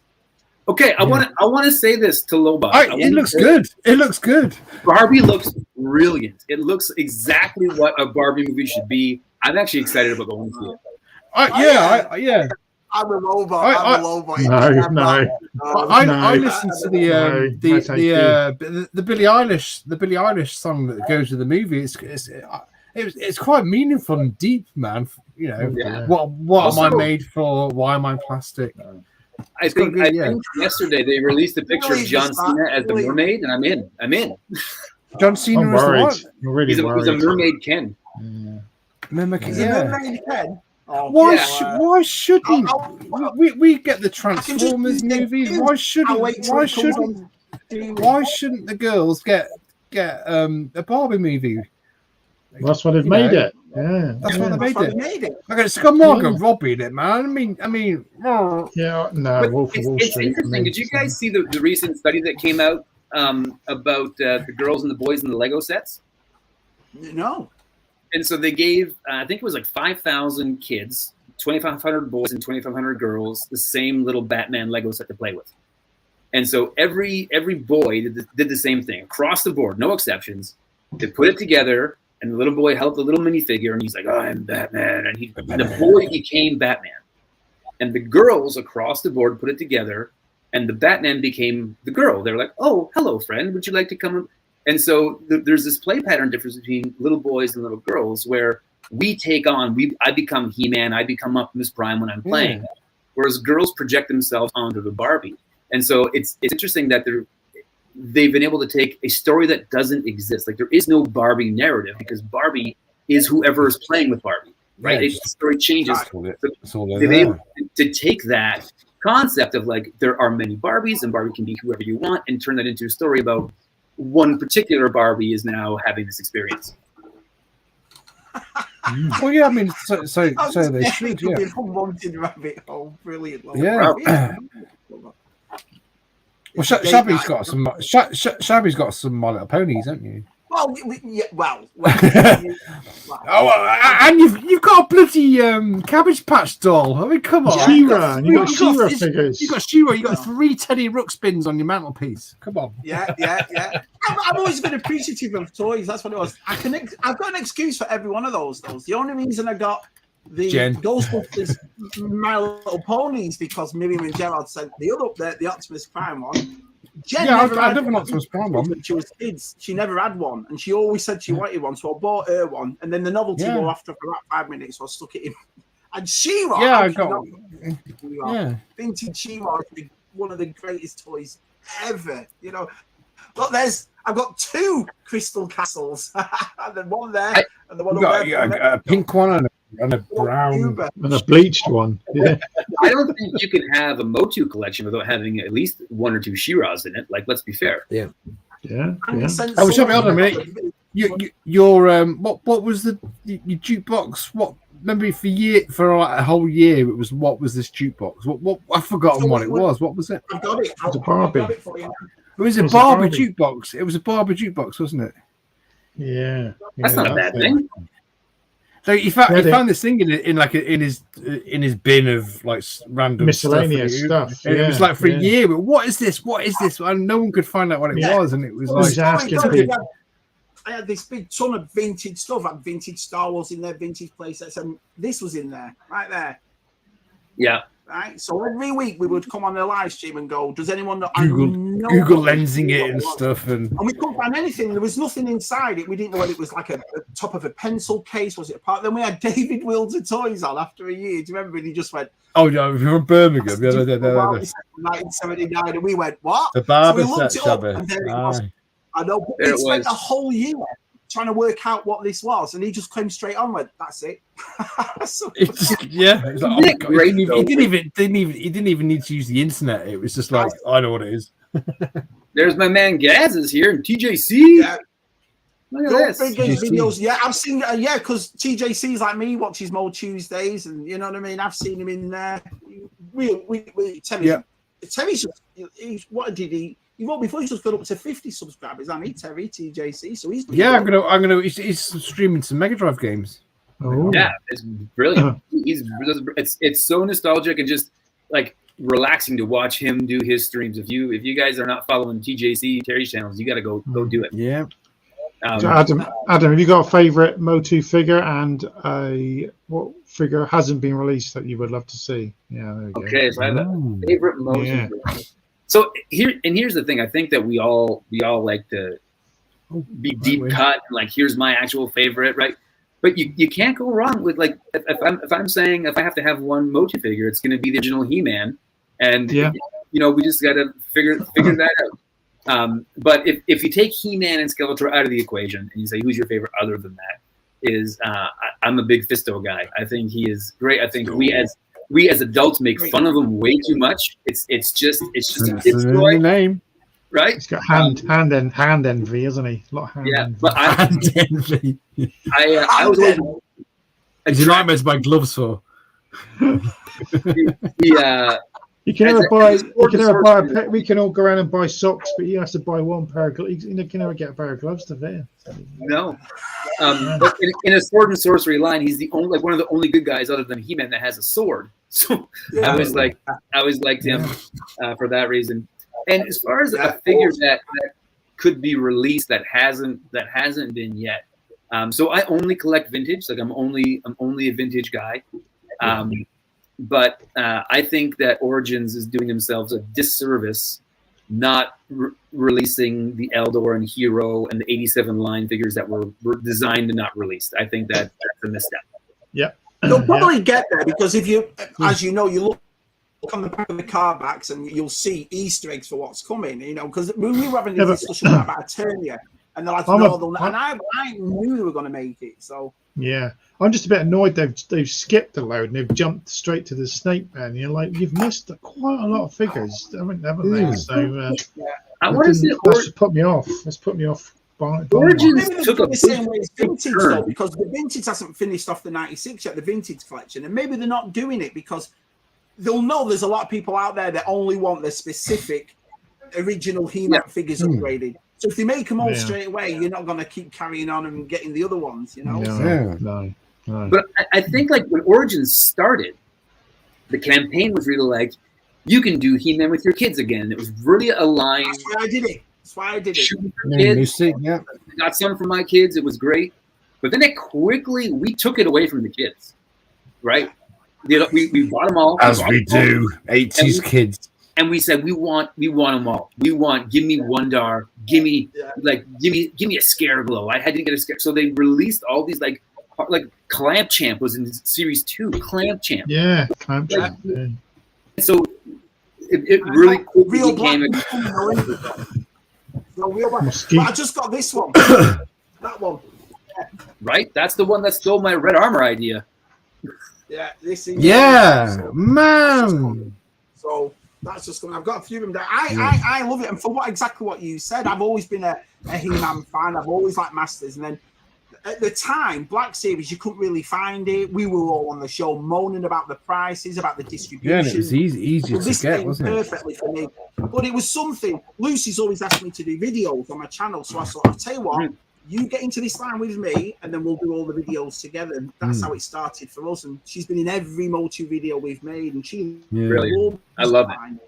Yeah, there's Adam's Connor's just put Adam's YouTube channel up right there. So give him a sub, guys. Honestly, you'll see what he's like. He's awesome. So with the Mattel and He-Man thing, because it was always a couple of years ago, it's like, oh, they're going to lose the license, and that was the reason why they're going to put so many figures out. Where does that stand now? Does the license still hold at Mattel for a long time? It's still at Mattel, and I there was a press release either 2 days or 3 days ago, and Mattel said that they plan on making Masters of the Universe as big a property as DC or Marvel. So they have big plans for TV and movies, and like they have big dreams for Masters of the Universe. I just hope they roll it out right. Yeah. It's safe. It's in safe hands. You see what we're on right here? Yeah. See the films. The sequels are crap. Yeah. Also, well, yeah. In hindsight, yeah. Pirates of the Caribbean. CGI in Pirates of the Caribbean is fantastic. So here's the other thing. When we were talking earlier about like movies don't last as long or have as much punch, things become so fantastic that we're not seeing anything real, and I think our brain tells us that. Right? Oh, Gaz, what a beauty! Yeah. So like I just went and saw, or not just one, but I went and saw Avatar 2, which was stunning, and the 3D was stunning. It was amazing film. Yeah, beautiful. But I know I'm watching nothing real. Like it's just a story. I've forgotten what I've watched it when it came out. I've forgotten what happened. To be honest, the water physics was fantastic. Right, but if you watch, for instance, Conan the Barbarian from 83, 82, yeah, when they needed a Sumerian city, they went and built a Sumerian city. Yeah. So, thank you so much. Thank you so much. Oh man. But. So when you watch it now, it looks as good and as real as it did then because it is real. It's real, no PG. Yeah, you're right. It's like I watched Flash Gordon last week, and I hadn't seen it for a while, and it was just like, as Ming's palace is made of sprayed toilet rolls and stuff, but it's like, so it looks great as it did now, as it did in the 80s. A movie. Yeah. So first off, Lord has asked a question. Your first time seeing Adam. Well, thank you. So not sure if it's been asked, but what is your Grail item that you most want? That I most want? Well, it changes. It changes as time goes on. When I went to Joe Fest, I really wanted to get a janky Sky Striker, and I did that. So that was my most wanted item then. But right now I'm on a deadly search for a multi-bot that I can finish the collection with and finish off Motu. And if it's a little janky and missing parts and I can squeeze a video out of it, that's even better. If you can fix it. So all the people in toy stores must love you then, because obviously you'll just go and buy parts with no arms and no legs just for the pieces and stuff, so you can. Yeah, I need that. Yeah.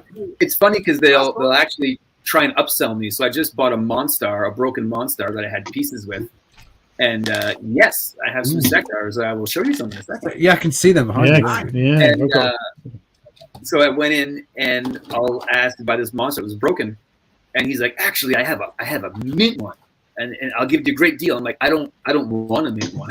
I want the broken one, so I can." Don't want to do a video. Yeah, exactly. That's so funny. He does. Sorry, Adam, but I was thinking that too. What Desi just said, you look like our Connor, fullest figures, who does the Valaverse, who does the Joes and all that. So he's got a great. He's got a great talent. Yeah. You do look like him, yeah. That's funny. It's the Canadian-Irish doppelganger. Don't worry, Adam. He's very attractive, our Connor. He's very attractive. So that he means it that way. Yeah. I'll keep on collecting. Hi, Matt. Nice to see you, pal. Matt. Yeah, but he's a Liverpool supporter. He's a Liverpool supporter. Yeah. So I think Luke's asked about 2 or 3 times. So I think you're gonna have to get these Sectars. Let's have a look here. Sectars. There we go.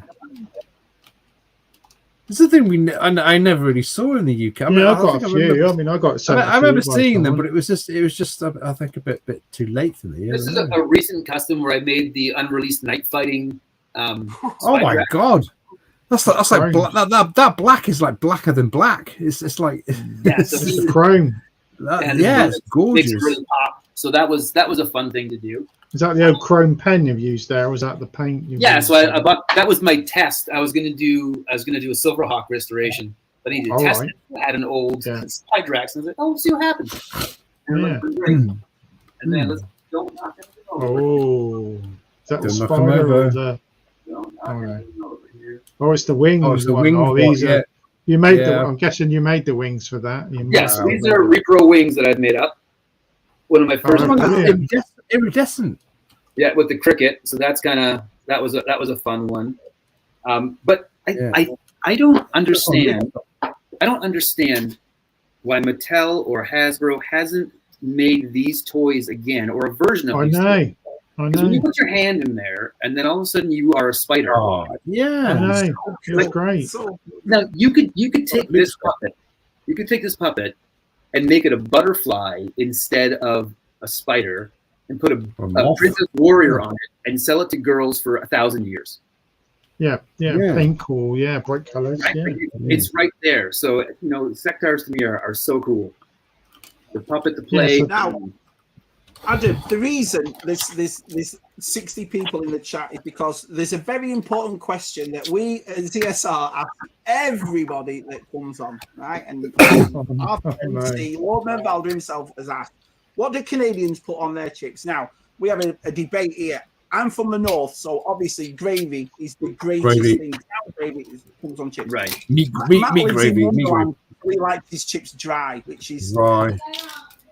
No salt and pepper and a bit of vinegar. And we know the Canadian. We know there's a Canadian version of dipping your fries. We've had pepper on. We've had people on the left coast. Yeah. So what do you like on your chips? So if I'm doing chips on the side of something, so if I go to get a hot dog or a burger and chips on the side, I like to do a little salt and malt vinegar. Salt and malt vinegar is a side dip. English.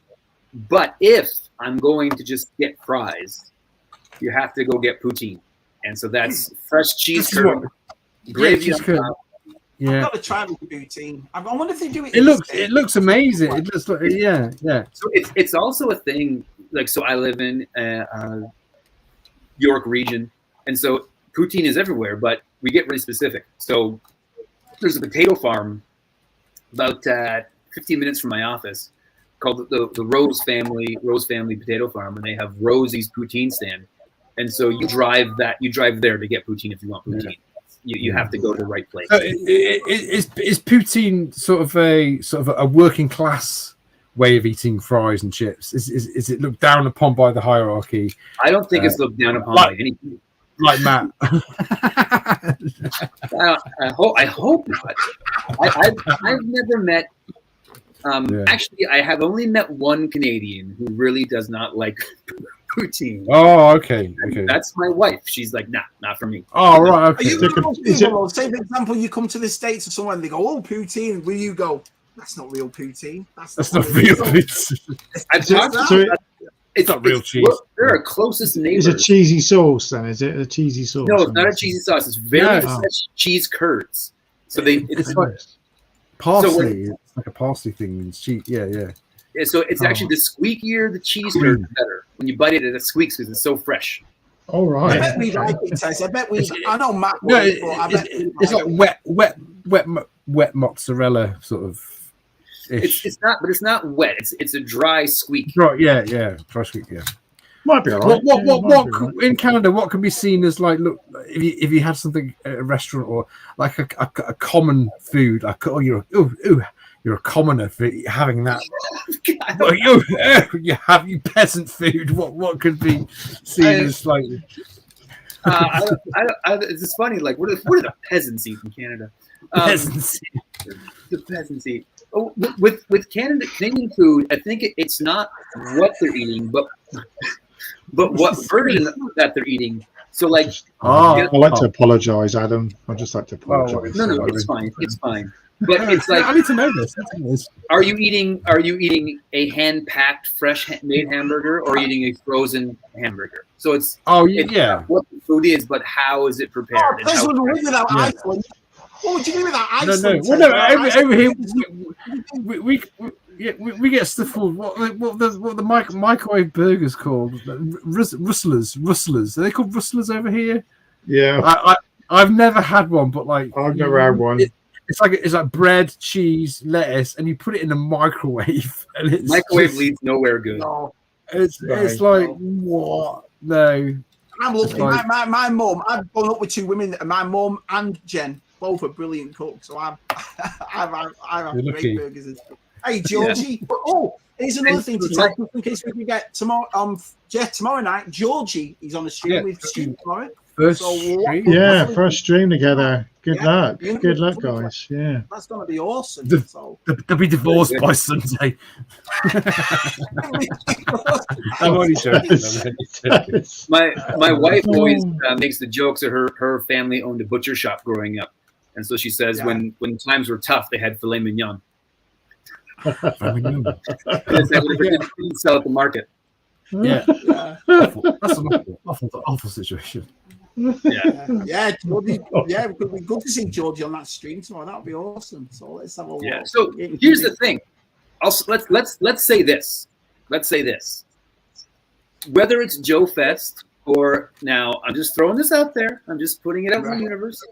The Mo Tuesday boys have talked about next year making PowerCon the destination, and maybe making switching it around each year where we're going to meet.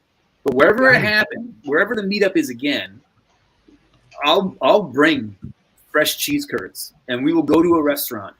We will order beef gravy, and we will make our own poutine in the States. See, now you have to come back. Now you have to come. It's got to be done, isn't it? I know Scuba's going to PowerCon this year, and he said you fancy PowerCon, Shabby, but it's a bit too close to that. But I'd like to try PowerCon one, but just is it still? I know Mattel pulled out of it a couple of years back, but is it still based on masses of? That's the primary. Yeah, so it's primarily it's to Joe Fest is to G.I. Joe, PowerCon is to Mode. Yeah, right. Got you. They get a lot of people from like Brazil and South America and places like that come up and sell their sort of the bootleg sort of He-Man figures and stuff that were released and. Yeah, you do, don't you? Yeah. All I want's a multi-bot. That's all I'm saying. Just give me a PowerCon multi-bot. So it's funny. The last week or on Tuesday, on No Tuesday. Gotta be said. Someone had to say it. They're a class actor. They're a class actor chat. Adam, they're a class act. You know what I mean? Yeah, he's Irish. It's got to be said. He's sat in Ireland. He's sat in Ireland just laughing his head off. So, just so the audience knows, like I keep my collection at my office, which is at my church. So I'm just saying. Oh, yeah. Thanks, Jonathan. Thanks, Jonathan. Yeah. What was I going to say? So on Tuesday, on Mo Tuesday, Phil showed a picture of a collection of a lot of figures he bought. In the lot, there was a mostly complete multi-bot, and he said, Adam, like, if you want, like, you don't have one, we're gonna this one's for you. And I was like, oh, Phil, that's incredible. And he goes, the only thing is, it's in New Zealand, and I probably won't get there for like another 4 or 5 years. So it was kind of like I have a girlfriend in Canada. It was like I have got a multi-bot. It's just in New Zealand. Oh, good old Gaz. But He will, won't he? He will. If Dolph Lundgren isn't cast as Randor in the live-action movie, then they have missed the opportunity. They have missed it. Or he could come back as Man at Arms, maybe, because Duncan's a bit older, maybe. Yeah, Man at Arms. Yeah. When I saw Aquaman and Dolph Lundgren showed up as the underwater king with that red beard, I was like, just Photoshop that into Motu. He is Randor. Perfect. I think he's in the second one, isn't he? He's going to be in the next Aquaman as well, isn't he, Dolph Lundgren? Yeah. So look forward to seeing that. Yeah, the first Aquaman was so much fun. Oh, I loved it because I like Black Manta. I think he was brilliant. It was just not. He wasn't in enough. He was not in enough. Was he? He could have been a few. And he's got a new suit in the second one. He's got an upgraded suit. So I'm looking forward to that. Yeah. So have you always collected, or have you done what some lads have done? Come out of it, then get back into it, or? Yeah. So I've always collected. Ever since I went to university and found the internet, and I was like, oh, look at all these people that also like old things. That's the thing, yeah. Built up kind of a collection, and so that was around 2001, 2002. There is an underlying rumor that Mattel should hire me, and I'm saying they should just give me a call. We should talk. Well, they watch the show. They do watch the show, so come on. They have to. They'll give me a call. So around 2000, when collector figures started coming out, so that was when like the Spider-Man Classic started coming out. DC Direct started doing their figures, and so I just kind of like, without using the term modern figures, became a modern figure collector, and I had a big DC Direct collection, and it just becomes this endless thing. And so I was walking out of a store. Scuba Pete, congratulations on your fridge! Yeah, get on the show. Come on, Pete. Leslie plug it in. Milk, lads. He's got fresh milk. You know what I mean? Carry on, man. I was walking out of a store and I had a Batman v Superman, Henry Cavill Superman figure in my hand. And I'm a big Superman fan. I love him. It's great. I looked at the figure and I said, I hated this movie. Why did I buy this figure? What do I own this? And I said, I own it because I loved the 1984 Superpowers Kenner figure. Yeah. And so I sat down and I had like a real revelation moment where I said, all I'm doing when I'm buying these modern figures is chasing the feeling I had when I had that figure. And I said, it's more expensive than buying vintage for most part. It is. It leaves you wanting more because it doesn't really feel the same. And I was just like, I had this moment and I sold all the modern figures and I started again from scratch collecting vintage only. Good man. So it's just awesome. You've got Superpowers just there, haven't you? Just behind you. Yeah, that was the first line I got back into is the Superpowers back there. So I have all of wave 1 and 2, and so now I got to get into the expensive wave. But I'll give you a sneak peek on an upcoming Go Figure video. Okay, go. Awesome. How good's Adam been, lads? He's been brilliant on this. I know. So this is going to be a repair that's coming up. Wow. Oh. So are they re-releasing a new car and the new? Is it McLaren? Yeah. This one, the bumper doesn't work and the back doesn't work and it's missing windows and steering wheel. But we're going to bring this back. It's back to former glory. Ooh. We're going to get it there. Shabby's going to get something now. Shabby left. He's angry. He's probably got something else he wants to show now. Sorry, Shabby. He might not come back. He's done this before. He's got one. He's got one. He's going to look like that. Yeah, that's what it's gonna look like that. Scuba said listen, and it's awesome. I love it to pieces. So. Right? This is such a great Batmobile. You got to work out to make the canopies, have you? The front canopy. I got to work out the canopies. Actually, you know what I think I'm going to do? I'll give you guys a little hint on the canopies. I think I'm going to use the top part or a section of a 2-liter bottle of ginger ale. They're kind of the same color, and I think I can kind of cut them right and get them to fit right in there. I think we're going to have canopies out of ginger ale. I'm thinking Lucasade, isn't it, or something like that? Yeah, or Iron Brew over there. Because I talk to Americans about Lucasade and they have no idea what it is. I think it was only Lucasade. Iron Brew as well. Is that common bottles? So Iron Brew, we have Iron Brew here in Canada. Yeah. Okay, so question here: would love to know how long you've been collecting figures. You have those behind you. So this is that's the whole collection here, and this collection is there we go. It's so it goes up. There's my Joes and my Motus, and then all these kind of details are all full to the bottom. But this collection is only 4 years old. That's when I did the purge and went vintage. Yeah. Is there a toy line you haven't got anything of? So I just got my first Silver Hawk, so that was one that I was holding off on for a while. A lot of the a lot of the little figures like army ants and guts and that kind of stuff, and kind of the fringe stuff like food fighters. I'm not any into that. Now, Lord asks a very, very great question. Any Playmobil and his thoughts on the line. So my wife is not a toy collector. She's not, but I love her. She's great, but I'm not a toy collector. She came to Joe Fest and she walked around with me and she's like, I don't get it, but I love you. But most wives are like that. Yeah, most wives are like brave. that. She loves Playmobil. And so for every Christmas and birthday, we get her a Playmobil set. Yeah. Kids love Playmobil. So we have all kinds of Playmobil. And then it's just all at my house. My kids all play with it. My wife has it. We have all of the sets. It's great. I buy the pop culture Playmobil. I love it. It's all up there at the top of my Playmobil. Back to the Future, Ghostbusters, that kind of thing. 18 van. I love all that sort of stuff. Yeah. Oh, so hello, Johnny. Johnny. I love the Playmobil stuff. It's just it's so playable that I'm happy that my kids and my wife enjoy it. There you go. That was the latest. My son is in this wardrobe. I'm scared to open it because it's got all my son's old Playmobil.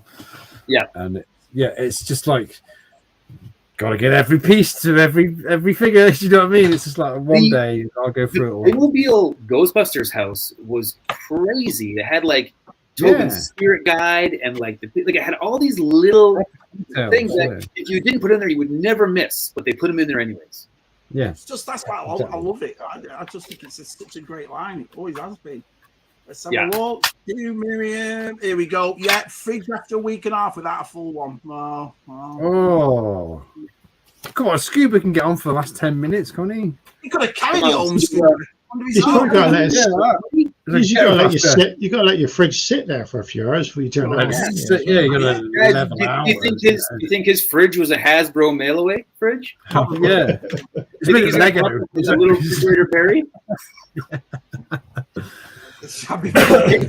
It would be the best if you made up a huge refrigerator Perry G.I. Joe decal and put it on your fridge in your house. Oh man, that'd be awesome. Yeah. Tom Collection says something here. Explain to the lads, because if anyone doesn't know about the vintage vehicle. So I did a video where I restored an '89 Batmobile by Toy Biz, and then I thought it would be fun to settle the debate of which is a better Batmobile, the Toy Biz '89 Batmobile or this one. So I made up a drag racing track and I drag raced them down to see which one would win, and that was pretty fun. So I thought, what would happen if we followed that to the next level? So I had a vintage toy race tournament where I competed against. It was the Kenner Batmobile, it was the Vamp, it was the Ghostbusters Ecto 1, it was the Turtle Van, it was the Dick Tracy car, the RoboCop car, the Fisher Price camera van, and one other one. Oh, the Battle Ram from Masters of the Universe. And so we drag raced them all and found out which was the fastest car of the 80s, early 90s. But since then, there's been a desire for round 2, like what we need to do it again. So I'm trying to build up another roster of 8 vehicles to be able to race them. Oh. We're getting close. We're getting close. I think I'm at 7 right now. So if I can find one more that works, and then they need to scale. Yeah. So I don't want to do like a mass car because it's too small. It's got to be of the right scale. Yeah. Well, we're talking about pretty cool, but it ain't no Delta Mark V. So. It ain't no Delta Mark V. No, it's right. No, Gaz has the custom Delta Mark V Sky Slide that I made him up when I combined Motu and Megaforce. Hey, Dazzy T, nice to see you, buddy. Adam, can you show us a close-up of your Secret Wars? Let's have a look at this. Oh, yeah. Well, I'll show you the Secret Wars, and then I'll show you a couple specific. So actually, hold on one second. I'm gonna try something, and it's gonna go flawlessly. I hope. I'm gonna go like this. On your phone? Yeah, I'm gonna do a cam on my phone here. Secret Wars cam. Secret Wars cam. Yeah. So I'm gonna go like that, and then I'm gonna go settings. Okay. Hold on. Camera. while you're sorting that out, I've just got something to show everybody. You're gonna love this. Are you ready? Yeah. This, everybody. Is Scuba's new fridge. oh wow, Oh, that's tiny. Hey, That's tiny, Scuba. Matt couldn't even fit his strawberries in there. I couldn't even stand in that. He's got a lot of strawberries, does he? I could stand in that. Let's get back to Here we go. There we go. Yeah, Look at that. Great. That works great. See all the stuff. Wow. Oh, Doc Hop. So hold on, it's flipped there. So we go like Daredevil. There we go. Yeah, you got it right. You got it right. Now the handguns there, those are all 3D printed design that I made up. Nice. So those, and Wolverine's claws are another design that I made up. I've got that Spider-Man loose somewhere. Captain American Shield never came with one. So that's the bottom of a Coca-Cola can. Get out of town. Oh, right. that's clever. Yeah, I like that. Stickers for it. That's No one idea. would know. Yeah, I wouldn't know. Yeah. He was able to have. So that's I'm missing the black suits, Spider-Man, and a couple of the European variants, but that's the Secret Wars figures. I love how well they fit with the. Visionaries. Look at Visionaries there. Wow. Yeah, Visionaries. And so I guess That's a great idea. So If they re-released them, that would be such a clever idea to do them. Yeah, just make the like that. 3D of. Yeah. They're the most expensive things, the holograms, aren't they? So yeah, that was the thing. They were just the holograms made them expensive, and so that's. Yeah, they do have to. You know, they're not. They don't like they're aged. They don't age well. Those holograms. Here he is. Scuba. Passes a cold one, Scuba. What a day. What a day. I said to my wife this morning, I woke up and I said, I got a lot of work to do today, hon, but I get to hang out with Scuba Pete. And it almost didn't happen, but here we are. Almost. But yeah. Yeah. So good to see you, Adam. Oh man, it's good to see you as well. So I was talking about the experience at Joe Fest, and I think you were like the epitome of that, where I was like, we've chatted in chats and we've seen each other on streams. We've never actually met. So I'm like, hey, like, are we? I think we're friends, but are we friends? Oh, like, yeah. Right? Yeah. And when you meet somebody, you're like, is this what's actually going on? Yeah. Well, yeah. So good. When we first met at Joe Fest, it was we all met together. We got that. Pete took that. Who was it that took that awesome picture of us all together? It's fantastic. Us all in there. I think it was you, Pete, that took that picture. So it was brilliant. So Scuba, I've got a question for both of you here from Lord Mervalda from RST. So Pete, you can answer this too because basically you're here now. Re-release TV or / phone, which you love. Which toy would it be? Never had a toy line. Ooh. Never had a toy line. That's a tough thing. You've had this one before, I think. Yeah. Did Defenders of the Earth have a toy line? No. Defenders of the Earth. Well, a modern toy line. Yeah. This is a question that gets posed in our chat groups a lot. Yeah. And so for me, I never want to see any toy line re-released. I want to see somebody make something new. Because if you look at the toy aisle right now, there is no new properties that anybody is taking a risk on. No. And all of our kids aren't playing with toys because we're telling them to like it because we used to like it. Yeah. Fortnite figures maybe. Fortnite, but that's a video game. That's where they do their play, and there's a collectible that goes along with it. But I would love to see like just a brand new line. Take some of that resource that Mattel and Hasbro are doing, giving us another version of Snake Eyes. We've got enough Snake Eyes figures for the rest of the life. That was one of the nicest things at Joe Fest. You saw Warriors of the Animal Kingdom. They saw Marauders. They saw Delta Force. They saw Delta Valor 17. And I was like, all these independent companies were making stuff that our age people. No way, look at that. Do you know Oh yeah. I saw one the other day, which I didn't realise was made. It was called Steel Monsters. It was Tonka, and they're all Mad Max figures. Here, really? We had them as kids, but I never knew the other vehicles. But I've got the figures. Some of the vehicles are amazing. Most of the vehicles were just repaints of like Tonka trucks and tractors and stuff. Just made them Mad Maxy. It was fantastic. Yeah, I've been hunting down the figures on eBay. I'm like, I might start collecting these. It'd be interesting. It'd be interesting to see, like in 10, 15 years' time, what our kids will be interested in. Like, it's all games now. It's all everything's non-physical. But it'd be interesting what will their nostalgia be. So it's like funny. Sorry. No, go ahead. Go ahead, Pete. I was just saying, with our kiddo and our new son-in-law, it's the prequels of Star Wars. Like that's their their mid-20s, and that's their nostalgia. That's their draw. Well, that's good. That's good, Pete. Yeah. So it should be. It's funny. I don't collect modern toys, but I've never not walked down a toy aisle that I go into a store. Right? It's just from age 1 when I learned to walk to today. I just won't not walk. You got to go. And so I was in Walmart the other day getting supplies for our kids' camp, and they have the Mutant Mayhem Ninja Turtle figures come out, and they look great. They look like a great Ninja Turtle line.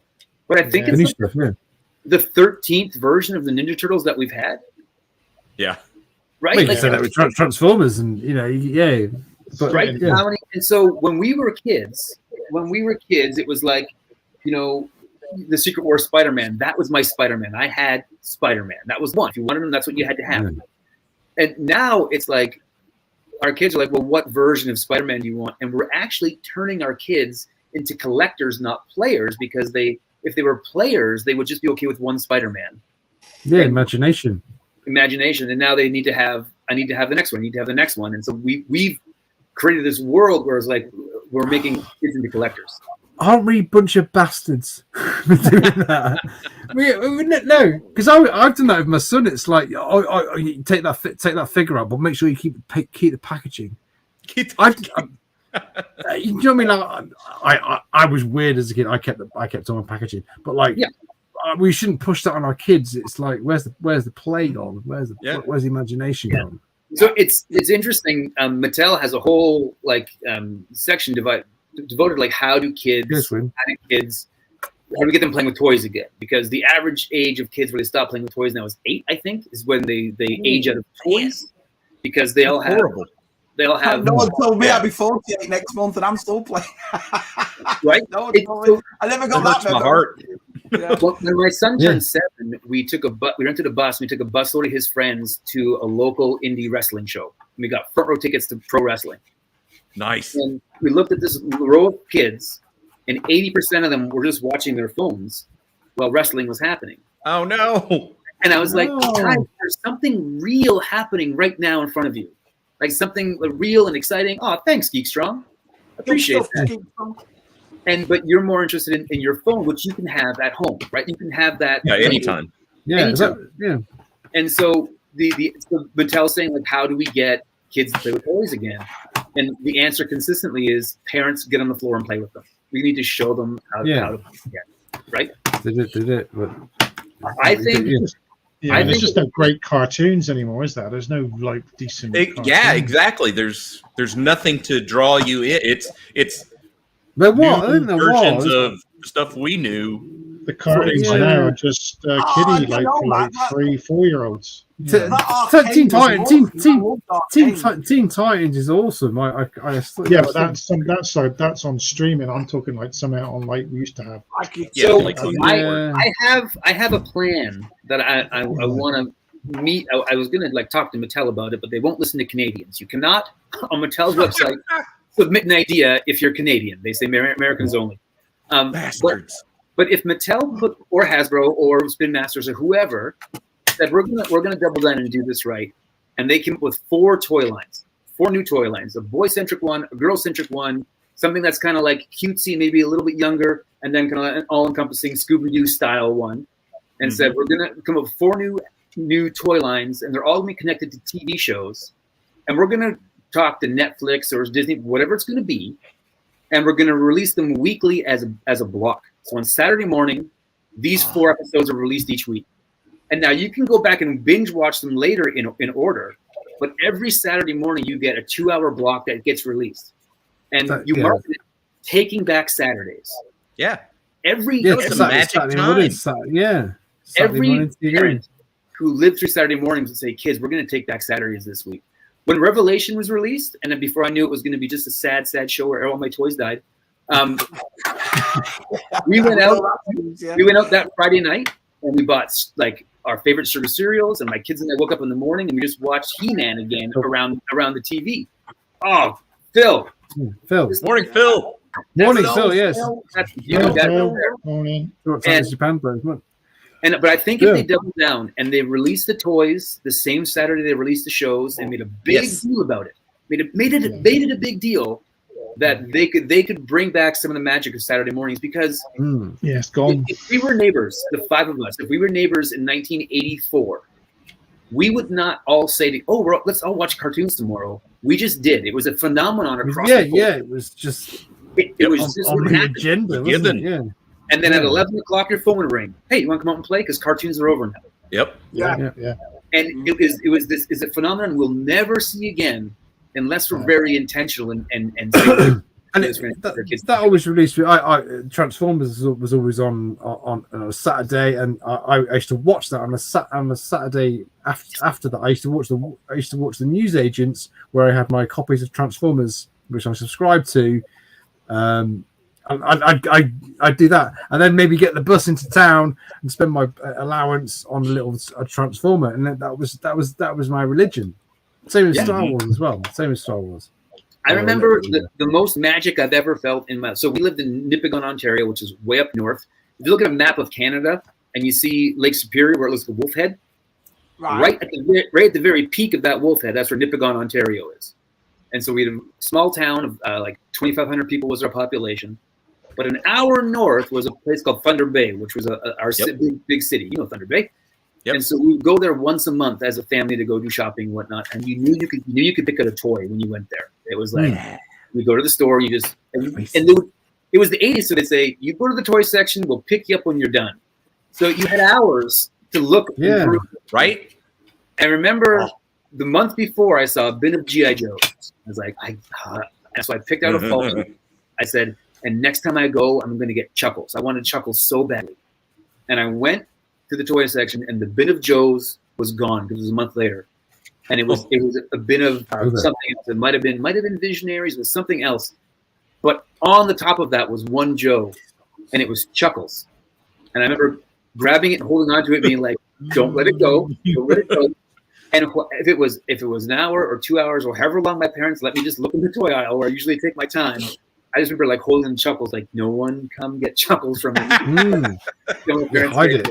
I never knew Wacky Races had action figures at Kieran's. I never knew that. I always remember the cars and the figure was stuck in the car, like Matchbox cars or whatever. But I never. Yeah, like no, I never knew that. No. I think that's an answer to the what would you like to see as toy lines. I don't remember Wacky Racers actual toys. You get it on the Spectrum. Wacky Races, Pete. There you go. Yeah.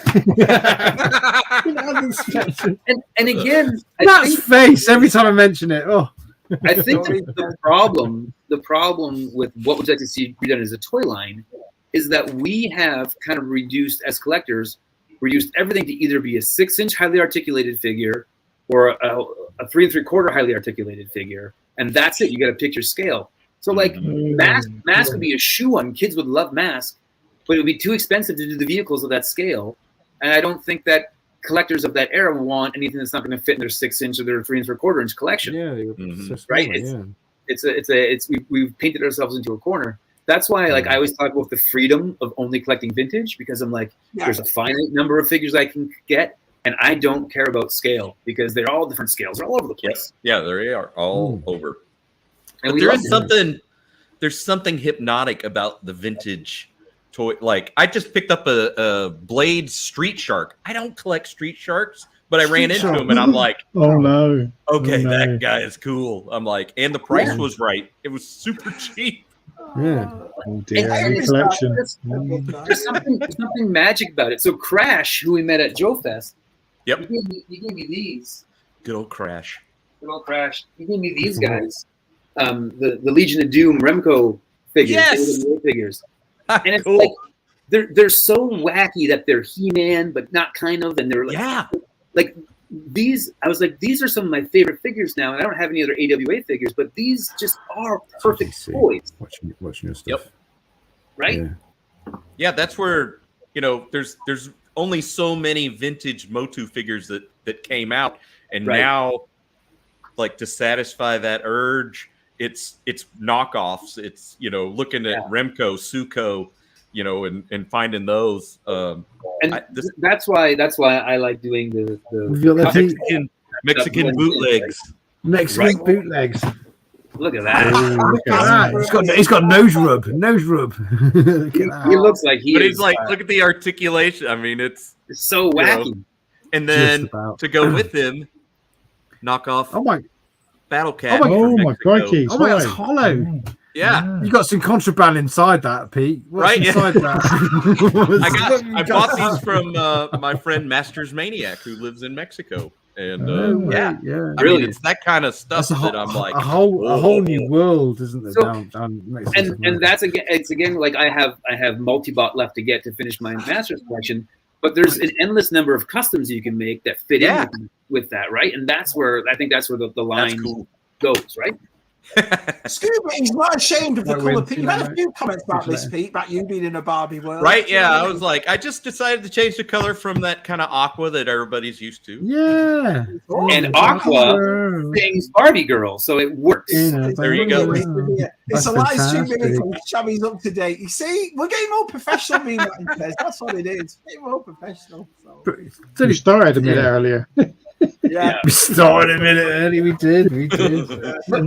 And again, I think something I took away from Joe Fest was, what's cooler than having this AWA figure is that it's attached to a memory with Crash, right? So as this community starts like building relationships around each other, that gets attached to our collections, and so that makes it even more meaningful. So like it's funny, I have a mint Sky Striker from Joe Fest, but the one that you guys all drew all over, that one's really important to me, right? Like that was such a great idea. The coolest thing. It was. Yeah. I said after a couple comments, I was like, next year there's going to be a drought of janky Sky Strikers. Guys are going to be picking them up all over the place to get signed. Right? It was a good idea. Taking that and getting everybody to sign it, that was awesome.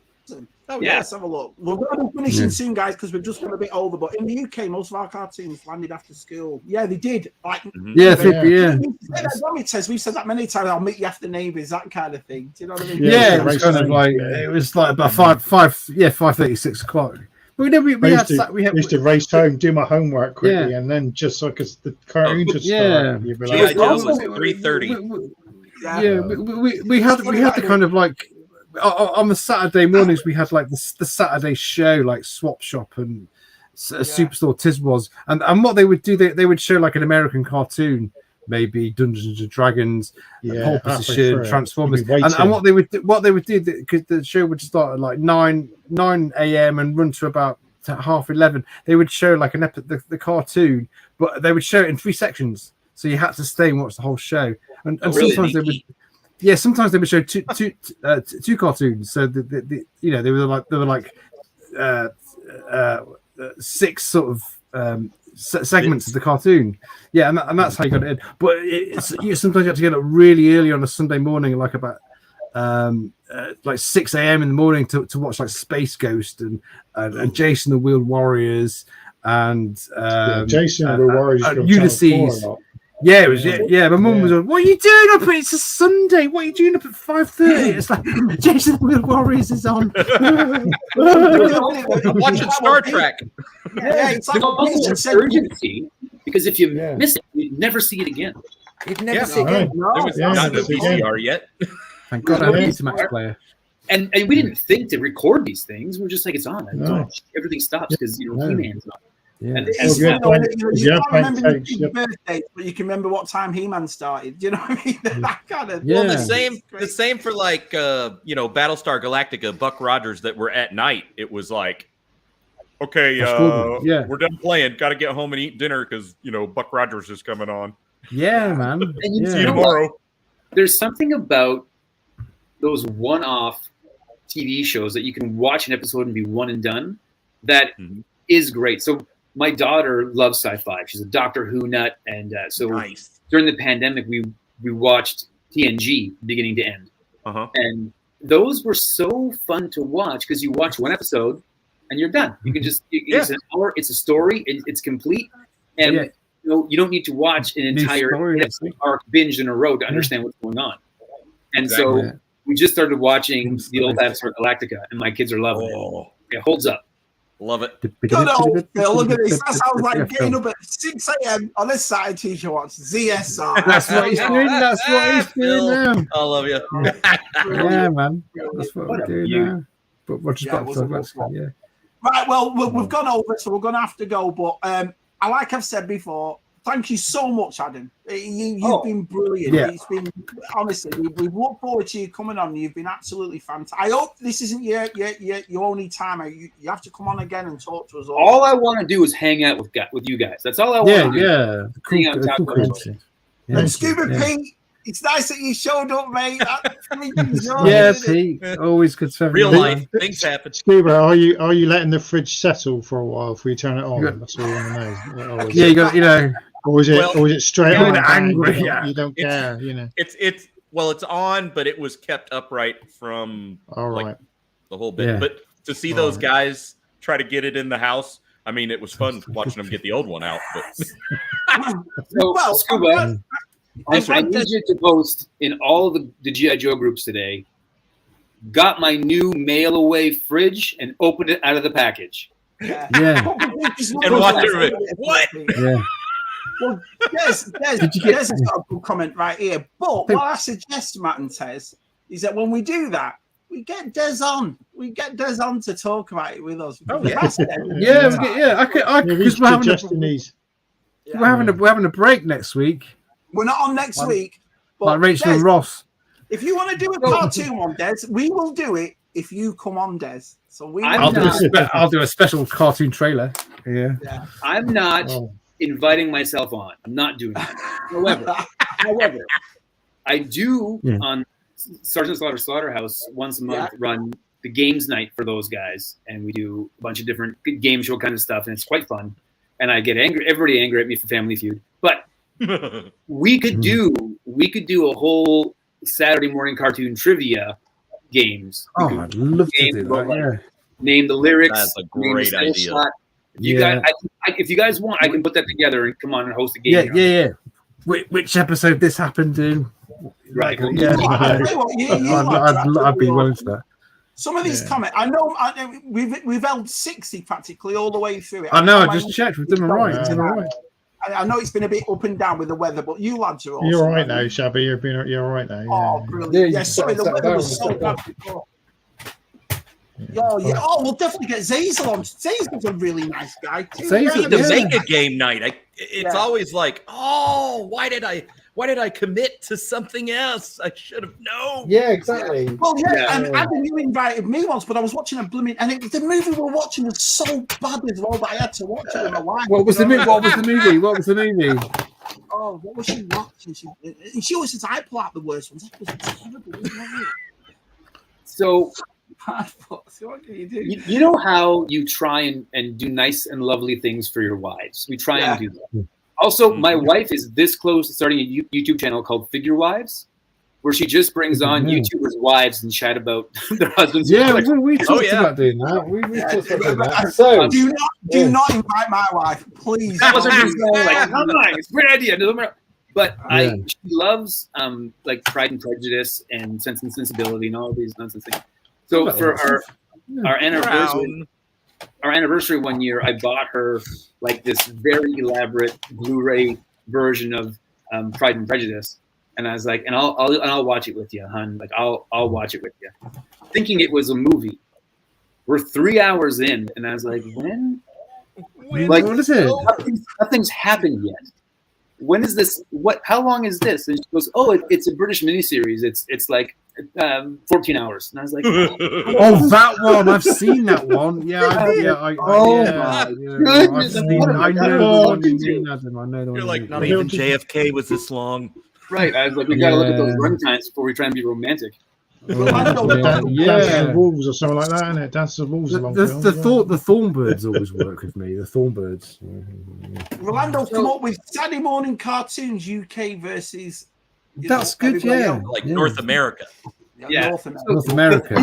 You mentioned the miniseries The Thornbirds, right? That was the one with Richard Chamberlain.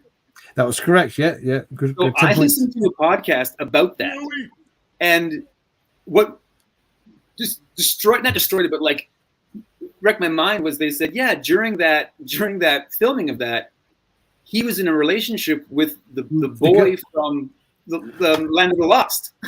Yeah. This is true. I've heard that. Oh God! Like Will from just going there. Richard And Chamberlain.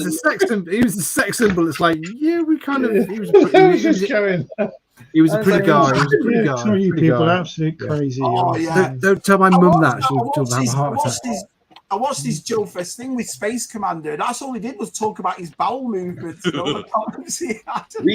We had on we did I think it was games night, and then we did another live stream. And I was like, okay, the only rule is like no Pepto talk. We can't like it's not. We're done. That gimmick is over. We're moving on. Free.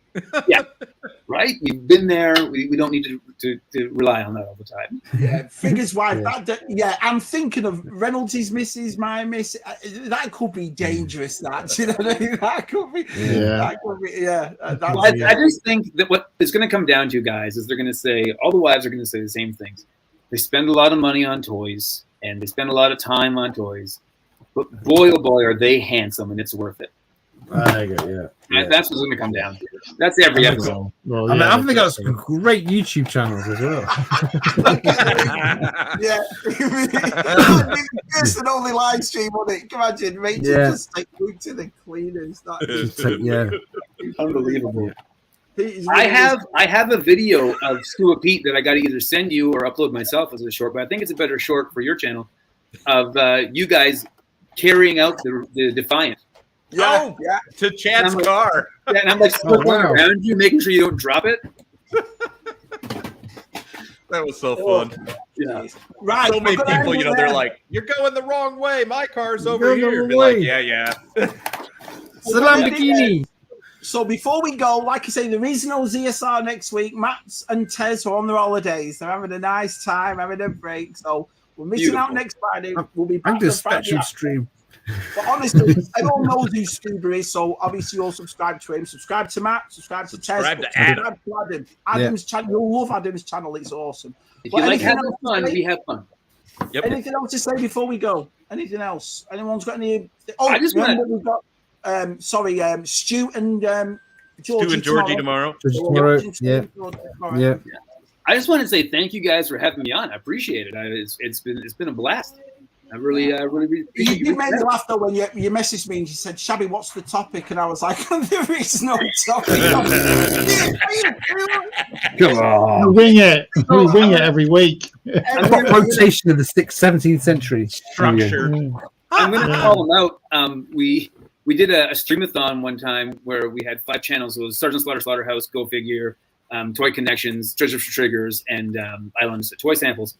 And so when it came to my channel, we were talking about our favorite Motu figure of all time. So everybody had a prepared thing.